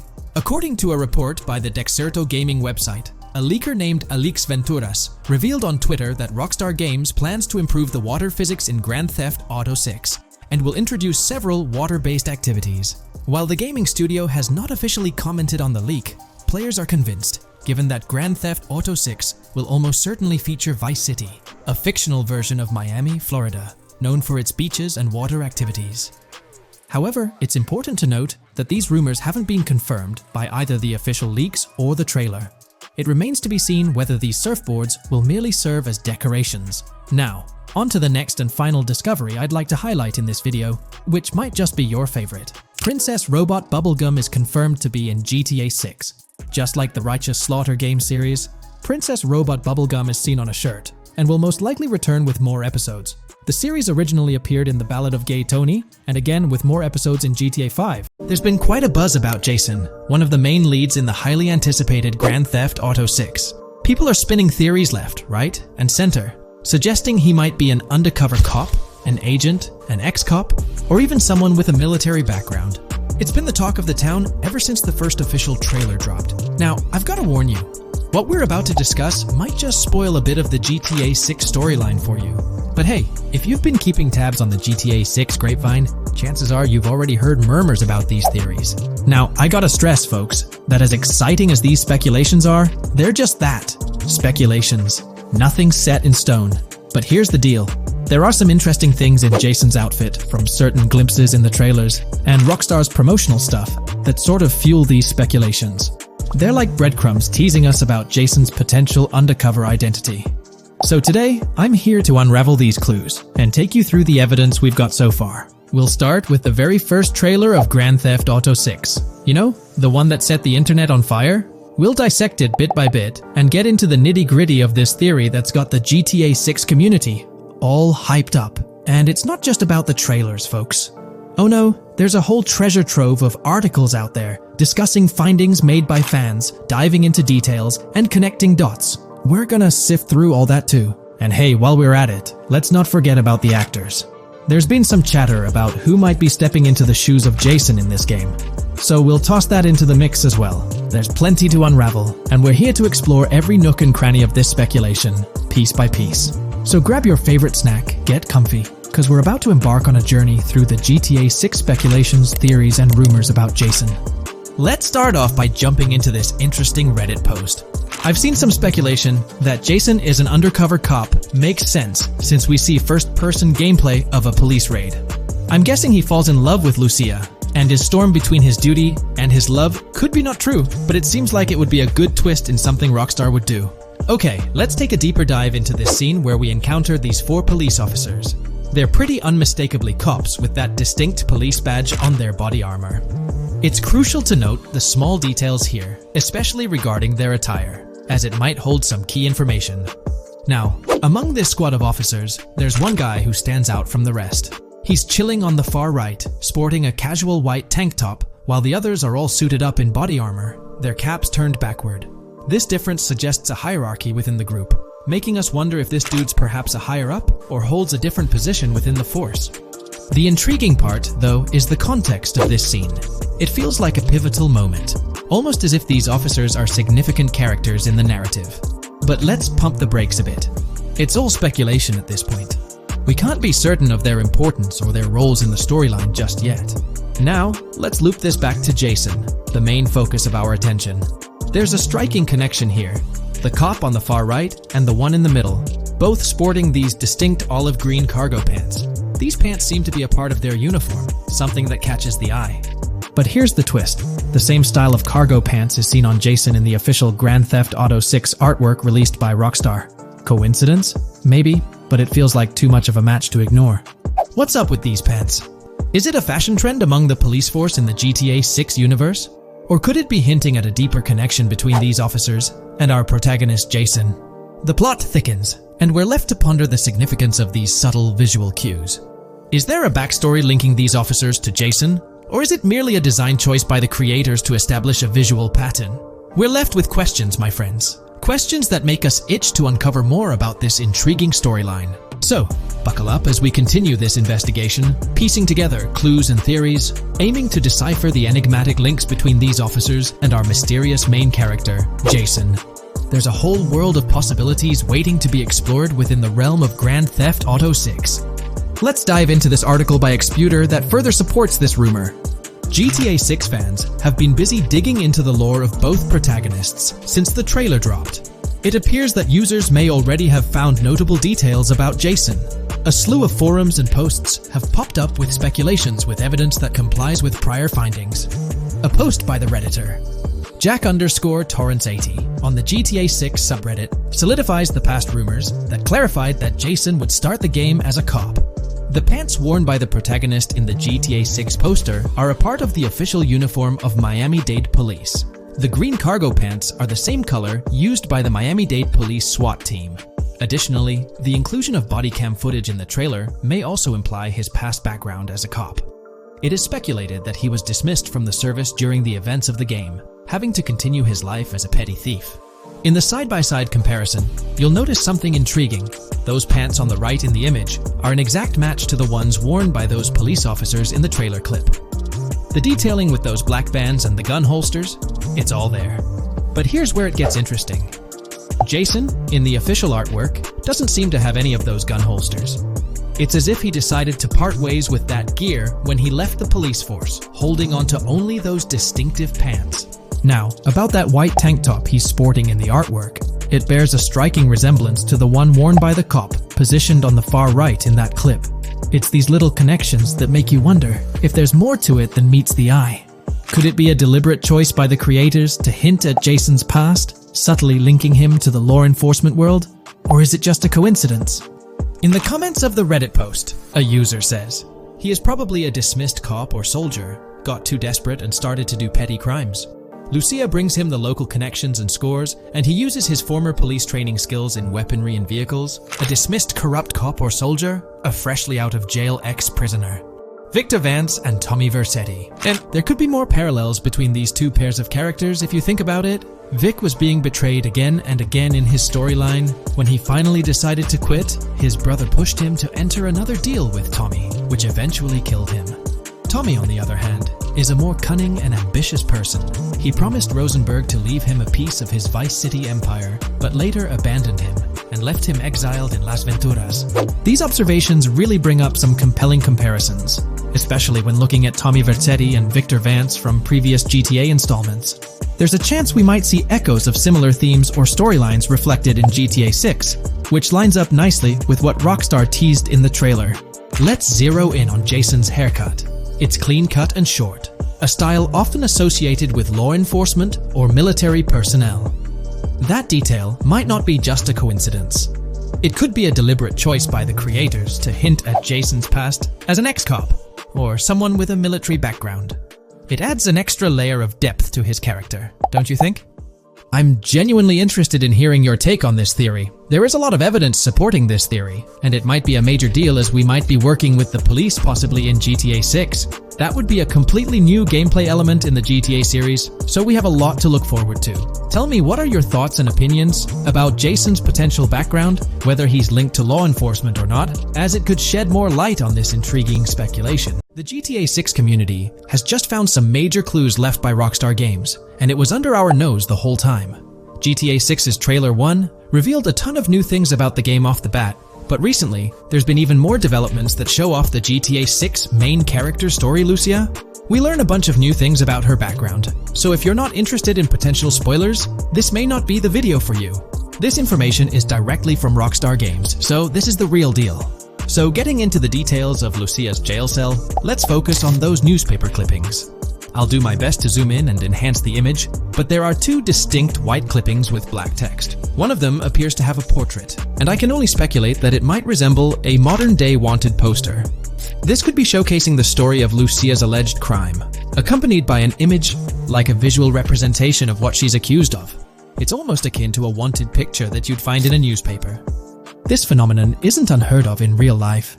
When people do something noteworthy or newsworthy, it's not uncommon for them to keep a record of it, like an article, and put it up on their wall as a sort of memento. It's like a snapshot of a moment in their life, even if it involves legal trouble. So Lucia might be preserving this particular newspaper clipping as a piece of her history, whether it's for sentimental reasons or perhaps as a reminder of the circumstances that led to her incarceration. Now let's broaden the scope a bit and draw comparisons to previous GTA protagonists. Take Michael DeSanta, for instance. His mansion has family photos on the walls. Franklin Clinton's house features similar personal touches. Even Trevor Phillips, in his trailer, has pictures that tell a story about his life. It's not just confined to the HD era. Even in the 3D era games, characters had their own way of leaving traces of their lives in their living spaces. This inclination to personalized living spaces is fascinating. In Lucia's case, the jail cell is an unexpected canvas for her personal story. It makes you wonder about her background, the choices she made, and the events that led her to that cell. Exploring these details could give us a deeper understanding of who she is and why she's in the predicament we find her in. Considering Lucia's attachment to those newspaper clippings, it raises interesting questions about her attitude towards her crimes. Perhaps she finds a sense of pride, or even enjoys the bit of notoriety or fame she's garnered from her actions. Keeping those clippings might be her way of cherishing the attention or recognition she's received. The prospect of spending a substantial amount of time in prison also suggests that it could involve more than just a brief cutscene, but potentially a series of missions within the jail environment. Now, shifting our attention to the picture above the bunk bed, it's a bit of a visual puzzle. While it's challenging to discern details, on the left side, there's a guy with a drink in hand, donning a white t-shirt. Next to him is a woman with voluminous hair, and in the foreground, there's another figure. This composition raises the question of whether these individuals could be Lucia's family. The dynamics and connections between characters are often crucial in unraveling the narrative of any GTA game. Acknowledging my limited knowledge about jail life, it's uncertain whether inmates generally have the privilege of keeping photographs with them as mementos. However, in this specific scenario, it appears that Lucia can. This might imply that the prison depicted isn't a maximum security facility, given the freedom for inmates to keep personal items. While the setting is far from casual, it offers a level of interaction and mobility, allowing inmates to go outside, engage in conversations, sit at tables, and soak in sunlight. The orange jumpsuits signify their status, but the absence of being handcuffed to the ground suggests a certain level of relative freedom. In this context, the allowance of pictures and photographs could offer an additional layer of insight into the characters and their personal connections, providing players with a unique perspective on Lucia's life, both inside and outside the jail cell. Taking a closer look at the latest image, which I've adjusted to bring out more details, there's another intriguing photograph. A guy in an orange shirt catches the eye, positioned alongside two women on the right. The one on the left appears to be sporting a hat and sunglasses, although discerning whether any of them is Lucia remains challenging. They could very well be family members, close friends, or simply individuals from her social circle. Amidst all the uncertainty, Lucia seems notably fixated on reflecting upon her actions and the community's response. Beyond this, it's evident that Lucia maintains a distinct connection with a specific group of people, as indicated by the presence of their pictures in her jail cell. It's not just about her individual experience. There's a shared history captured in those photographs, hinting at relationships that go beyond the confines of the jail cell. Directly below the image featuring the guy in the orange shirt and the other girls, there's yet another photograph. Although the details are obscured, the presence of someone standing in the picture is noticeable. Lucia is seemingly constructing a collage of photos, creating a visual narrative that serves as a repository of memories. These images might play a crucial role in not only grounding her within the context of her relationships, but also providing a semblance of continuity and connection to the outside world. It's worth mentioning that the footage I'm working with is the highest quality version sourced from YouTube, as Rockstar hasn't officially released it on their Newswire page. Despite being in 4K, the YouTube upload might introduce some compromises in image quality, so there could be nuances in the pictures that we might miss.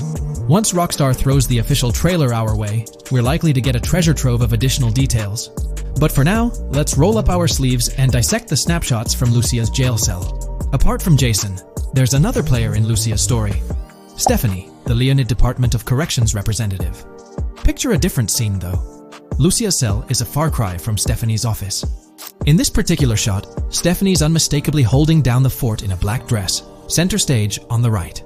Flip to the left frame, and there she is again, donning a red dress on the right side. Behind her, there's a framed message teasing with "if you miss," but the rest remains a mystery due to some pesky screen glare. Now let's make a full turn and voila, another Stephanie pic in the bottom right corner. This time, the backdrop suggests a domestic scene, perhaps with a partner. She's got on some bluish shades, slightly different from what we catch a glimpse of later. The background paints a more vivid picture, a collection of books, pamphlets, a conspicuous high-visibility vest, and yet another potential newspaper clipping. Whether it's a routine thing or an anomaly, the jury's still out. So, what's the inside scoop on Lucia's backstory gleaned from her jail cell environment? Well, the state of the jail suggests it's seen better days. Peeling bits off the windows hint at a place with some history. That initial shot with the barbed wire strongly implies it's not a newly minted spot. It's got the wear and tear of time etched into its surroundings. As we immerse ourselves in the intricacies of Lucia's life within the jail cell, the narrative unfolds as a captivating tapestry, each element contributing to the rich story. The subtleties, from the cryptic newspaper clippings shedding light on her alleged crimes to the carefully chosen photographs depicting relationships with family and friends, create a vivid and compelling portrait of Lucia's existence, both within and beyond the jail confines. The personal touches within her confined space evoke a rawness that harks back to the legacy of previous GTA protagonists. Lucia's jail cell, unexpectedly, becomes a canvas revealing a story that transcends the conventional GTA narrative. It prompts curiosity about her past, the decisions that led her to incarceration, and the intricate web of relationships that define her. The permission granted for personal items like photographs in the jail cell adds an intriguing layer to the storytelling, suggesting a nuanced sense of freedom within the constraints of imprisonment. Lucia's attachment to these items, whether they be newspaper clippings or family snapshots, beckons players to ponder her perspective on her own actions and the recognition she may have garnered. While we eagerly await the official trailer release from Rockstar, it is clear that Lucia's story is woven with complexities and mysteries that leave us yearning for more. The weathered appearance of the jail environment, with peeling bits off the windows and subtle signs of aging, hints at a setting steeped in history, amplifying the anticipation for the unfolding narrative. Thus, with these glimpses into Lucia's world, we find ourselves surrounded by a plethora of unanswered questions. When did she find herself behind bars, and what duration does her stay entail? Your insights are eagerly awaited in the comment section. If this exploration into Lucia's jail cell has piqued your interest, a thumbs up would be much appreciated. Comment down below what you believe caused Lucia to go to jail. And did you spot these hidden Easter eggs in the trailer on your first watch? I'm interested to hear back from you guys. This video, we're delving into the most recent iteration of the GTA 6 mapping project. Our focus centers on a comprehensive analysis of the map's latest updates, incorporating newly unveiled areas and event coordinates derived from leaked information. Additionally, we will explore fresh insights from the initial official trailer, including the revelation of an accessible plaza. A noteworthy aspect we'll be dissecting is the potential expansiveness of the map, hinted at by newfound highway evidence in the trailer. Furthermore, we'll examine a conceptual representation illustrating the potential magnitude of the GTA 6 map. The trailer also provides a glimpse of Starfish Island, a detail we'll thoroughly cover in today's session. Let's initiate our examination by diving into the GTA 6 mapping project. For those not aware, this stands as the most extensive and refined community-driven mapping endeavor, aiming to deduce the GTA 6 map with the utmost accuracy. This endeavor leverages evidence from leaks and the primary official trailer. In our previous map analysis, we scrutinized significant alterations in the Board Gorn and Grass Rivers areas, expanding the map to an impressive 18 by 8 kilometers. However, today's exploration will predominantly focus on alterations in the Vice City region. Rumors suggest that the GTA 6 map will encompass 3 major cities, with Vice City and Port Gorn being the identified urban centers so far. Vice City, drawing inspiration from Miami, and Port Gorn, a fusion of Gulf cities in Florida. The speculated third city could possibly be modeled after Orlando or Tampa. Earlier rumors hinted at Yorktown being the third city, approximately aligning with Tampa's location. However, intriguingly, structures observed in leaked material from Port Gorn were reminiscent of Panama City. Rockstar appears to amalgamate elements from distinct cities to craft a unique virtual landscape. Turning our attention specifically to Vice City, notable modifications are discernible in the Stockyard and Crosstown area. While these alterations may not be immediately apparent, a thorough comparison with the prior map iteration reveals notable changes in street layouts for improved connectivity, building positions, including the relocation of the Jack of Hearts nightclub, featured in leaks and the trailer, signify significant shifts. Adjacent structures visible in the trailer's music video shoot scene have undergone subtle rearrangements. A noteworthy addition to the GTA 6 mapping project encompasses events gleaned from leaks, introducing a dynamic layer to our understanding of the evolving landscape. At present, we've pinpointed 4 events on the map, marked by light blue dots. These events include the missing persons poster at the liquor store, the big cat cage roof at Everyday Art Elephant, and the Everyday Art Sidewalk Creep, all clustered around the Crosstown SL Stockyard area. Meanwhile, there have been notable changes in the Vice River area, with some buildings rearranged and brought closer to the river. The overall shape of this area has also been altered, and a new marina building near the airport has been introduced, based on recent evidence. Another significant alteration concerns the incorporation of Ica and Belleville into Vice City. While their status remains speculative, with their names displayed in red, Ica is purportedly inspired by Alapata, a neighborhood in Miami-Dade, while Belleville draws parallels with Brownsville. Formerly perceived as small towns on the outskirts of Vice City, they're now considered part of the Vicedale neighborhoods, following fresh evidence. This reclassification potentially places scenes like the police officer pursuing the overweight individual in the Belleville neighborhood. Furthermore, a notable discovery linked to Tommy Vercetti's mansion has surfaced. Star Island's inclusion in the game has been confirmed, evidenced by its appearance behind the Rockstar game's title, and in a scene featuring a bikini-clad woman. This revelation solidifies its status as a game location, with strong ties to the original Starfish Island from GTA Vice City, where Vercetti's estate was situated. The prospect of encountering the mansion in-game, whether as an accessible structure or an abandoned relic, remains uncertain but tantalizing. The mention of Star Island remains speculative, as indicated by its red font, leaving the possibility open for it to be renamed Starfish Island or something else. These developments encapsulate the latest updates to the GTA 6 mapping project. Additionally, let's delve into a Reddit post that has garnered attention. I'm still very intrigued by the prospect. This is a full accessible plaza. The full access plaza featured in the trailer has piqued my curiosity. This snapshot is captured during a scene where Jason and Lucia evade the police momentarily. Positioned on the right side of the frame is a sign, presumably denoting a mall within the game. Notably, several brand names, including Kowalski, Callis, Scala, and Alpha, are visible on this sign. Furthermore, a portion of the mall's name briefly appears, starting with Ever. Could it be Evergreen Plaza or another variation? The answer remains elusive, and we'll have to await further developments to unravel this mystery. I can pretty much bet on it that this shit will indeed be fully accessible. Most of the signs on that structure look to be clothing and accessory shops, which would easily mean it's accessible to us. I'm really hoping the mall makes a return in this one and will serve kind of as a player hub when online drops. Oh, that would be good. Maybe a spot where you can't attack. Could meet people to join up for races, heists, etc. That would be pretty neat. Now let's shift our focus to some additional findings that might provide evidence for the existence of the third major city in GTA 6. Furthermore, we'll explore why the actual map size of GTA 6 could potentially surpass the estimations derived from the mapping project.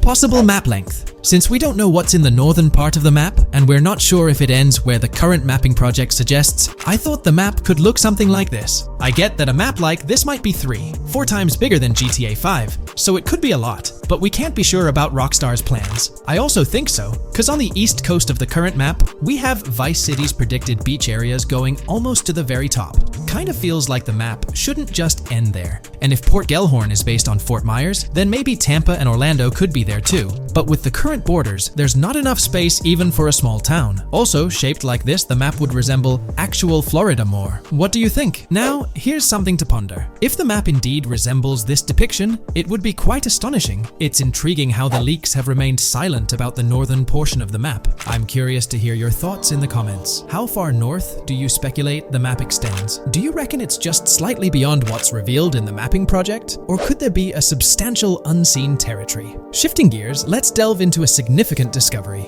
An observation on the size of the map using highway exits as a guide. I believe that 2 blink and you'll miss them shots from the trailer, combined with something I saw in the leaks, have given us a serious hint as to just how big the map for GTA V might turn out to be. Specifically, north-south. The first is the shot of the man grabbing his crotch while stopped on the side of the highway. Specifically, the highway exit signs in the background. They suggest that this shot is being taken from just north of exit 14 on the highway, if turning left has you going east and turning right has you going west. What's more, the GTA V mapping project believes that the highway that this shot is taken from is Interstate 97. Adding to this, there's this shot from earlier in the trailer of the woman in the gold dress hanging out the top of a convertible traveling down I-404, heading towards a junction with 197. At the very start of that clip, you can catch the exit number on the sign she's driving under. You can't see all of it, but to me, it looks more like exit 18 than exit 1B. This one is more speculative though. Now, I'm about to get into the leaks, so I can't post any pictures. There's a clip in the leaks of a red ute heading northbound on 197 towards the exit 13 AB junction that takes 1 to Washington Beach and Ekanfinaka before crashing. The mapping project has been using the leaks to create their maps, and they've placed that stretch of 197 north of Mr. Crotch Grab from the trailer, running through the Stockyard neighborhood. This to me indicates that the highway exits are going to follow a realistic number pattern, with the number increasing or decreasing for every mile traveled. The question is, where does this put exit 12? Exit 11? All the exits going up to 1? I've taken the latest version of the mapping project's map and pointed out where exits 14 and 13 are located. Then, extrapolating from there and using the map's grid as a handy guide, I drew where all the exits further down the numbering scheme might be located. I ran out of room to put exit numbers at #9. If 197 is going to keep following the same numbering scheme all the way north until it hits exit 1, then it's likely that the map is going to be far bigger than we currently think it is, and what's been shown and plotted out so far. In fact, I think the only reason nothing's been plotted up there so far is because so much so far has focused on Vice City and its environs.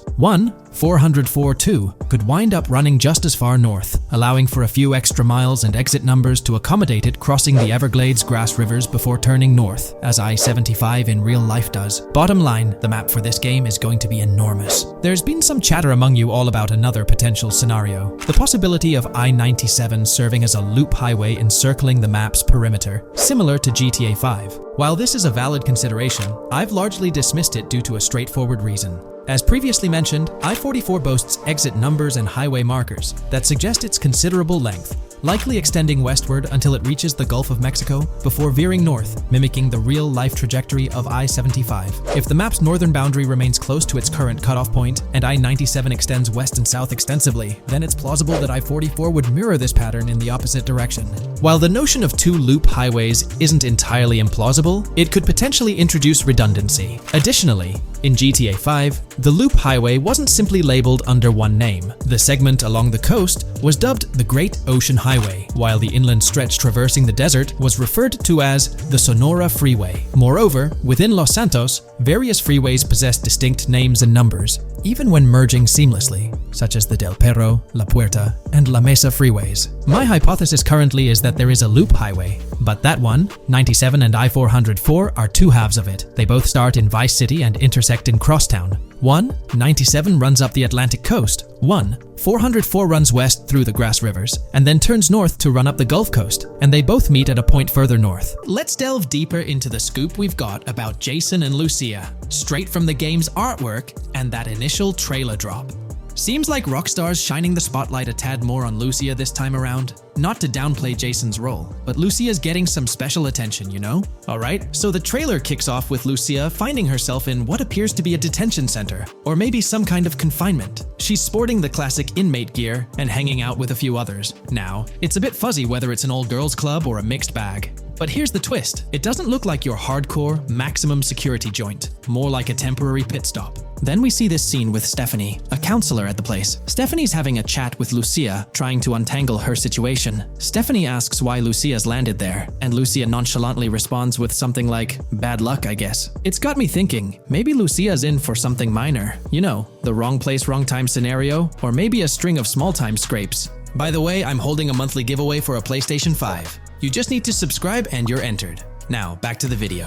So, Lucia's starting off in a bit of a pickle, but I'm itching to see how the story unfolds, how she got caught up in this mess in the first place. Rockstar's got us all on the edge of our seats with this setup, and I can't wait to see what twists and turns are in store for these characters. Taking a closer peek at Lucia in this clip, she doesn't strike me as too old or hardcore, you know? Surprisingly, she's not all cuffed up or tightly restrained while having a chat with Stephanie, the counselor at this place. Stephanie's vibe doesn't scream in danger while talking to Lucia, so maybe her time in jail isn't as intense as we might think. So, Lucia's got a date with jail at some point. But yeah, she's not gonna be stuck in there forever, that's for sure. Let's shift gears to this artwork Rockstar's thrown at us. In that pic, Lucia's flaunting an ankle monitor. Now that's the kind of thing they slap on you when you're out but not really free. It's like they're keeping tabs on you, making sure you stick to a certain area, like your home turf or maybe a specific part of town as set by the powers that be. Now let's dive into some wild speculation on how this whole ankle monitor deal might mix things up in the gameplay. Imagine navigating the game with that kind of electronic ball and chain. It's gotta influence how Lucia moves around or what she can get into. Maybe it restricts her to certain zones or forces her to lay low in certain situations. The possibilities are buzzing around my head. It's like a marker that says she's out of the big house, but under some major watch. You see, when you've got one of those strapped on, it's like a 24/7 reminder that you're under strict scrutiny. It's like a digital leash telling you, hey, no funny business or else.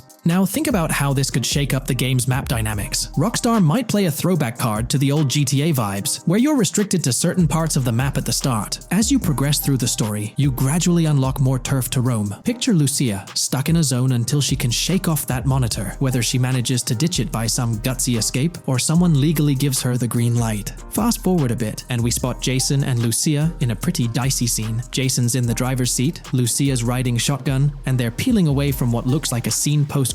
A couple of cop cars are hot on their tail, lights flashing, and sirens blaring. Jason's got his hands tight on the wheel, sneakily glancing at the cops as they whiz past. Then, when they're out of sight, he shoots Lucia a glance that screams serious concern. It's crystal clear these two are linked somehow, tied together by that ankle monitor and whatever legal trouble they're entangled in. How's that for a curveball in the storyline? There's this air of suspense and questions lingering. What did they do? And how does it all connect back to Lucia's time in the slammer? The plot thickens, and I'm itching to see where this tangled web leads us. Let's zoom in on Lucia for a moment. You know, it's not giving off that classic jailbreak vibe. When you make a daring escape from the big house, you don't come out with an ankle monitor like you've been given a hall pass. Nah, it's more like you become public enemy number one, constantly dodging the long arm of the law. It's got echoes of that on-the-run feel from Red Dead Redemption 2, where you're always watching your back. Wonder if Rockstar's planning to revisit that kind of storyline here? But here's a thought that's been gnawing at me. What if Jason's got this noble quest to keep Lucia out of hot water? Could be, but there's this lingering sense that they've got some pressing reasons behind these actions. It's like they're in this situation either by design or due to some pressing needs. Speaking of which, let's take a peek at the next scene in the sequence. You've got Lucia holding a bundle of cash that could make anyone's eyes widen, stacks of 20s and crisp hundreds. And what's she doing? Nonchalantly turning away from law enforcement? It's like we're getting a glimpse into the aftermath of a successful heist. And then there's this sight, both of them, dressed up with bandanas and masks, keeping their identities under wraps as they bolt out of what seems to be a rundown corner store situated in the middle of nowhere. There's this air of confidence about them, but choosing a low-profile place like this hints at something. They're not doing this for kicks. No, it's like they're in dire need of funds. Now let's talk about Jason's wheels. It's not some flashy top-of-the-line ride like you'd expect from Michael DeSanta's swanky tailgater in GTA 5. Nope, Jason's driving an older model, something more modest. It gives off this vibe that they might not be swimming in cash. The whole picture seems to paint a story of urgency. Lucia's holding a stash of cash, they're hitting a low-key spot, and Jason's not cruising around in luxury. It's like they're pushed into a corner, perhaps strapped for cash, and pushed into some tough choices. There's definitely more to this tale than meets the eye. Let's dive into Jason and Lucia's ride. They're cruising around, making these slick turns and slides. It doesn't seem like they're trying to dodge cops. You can even hear Lucia kinda squeal. She's gripping the car's side in a way that screams thrill ride. Looks like they've got a pretty upbeat and tight relationship.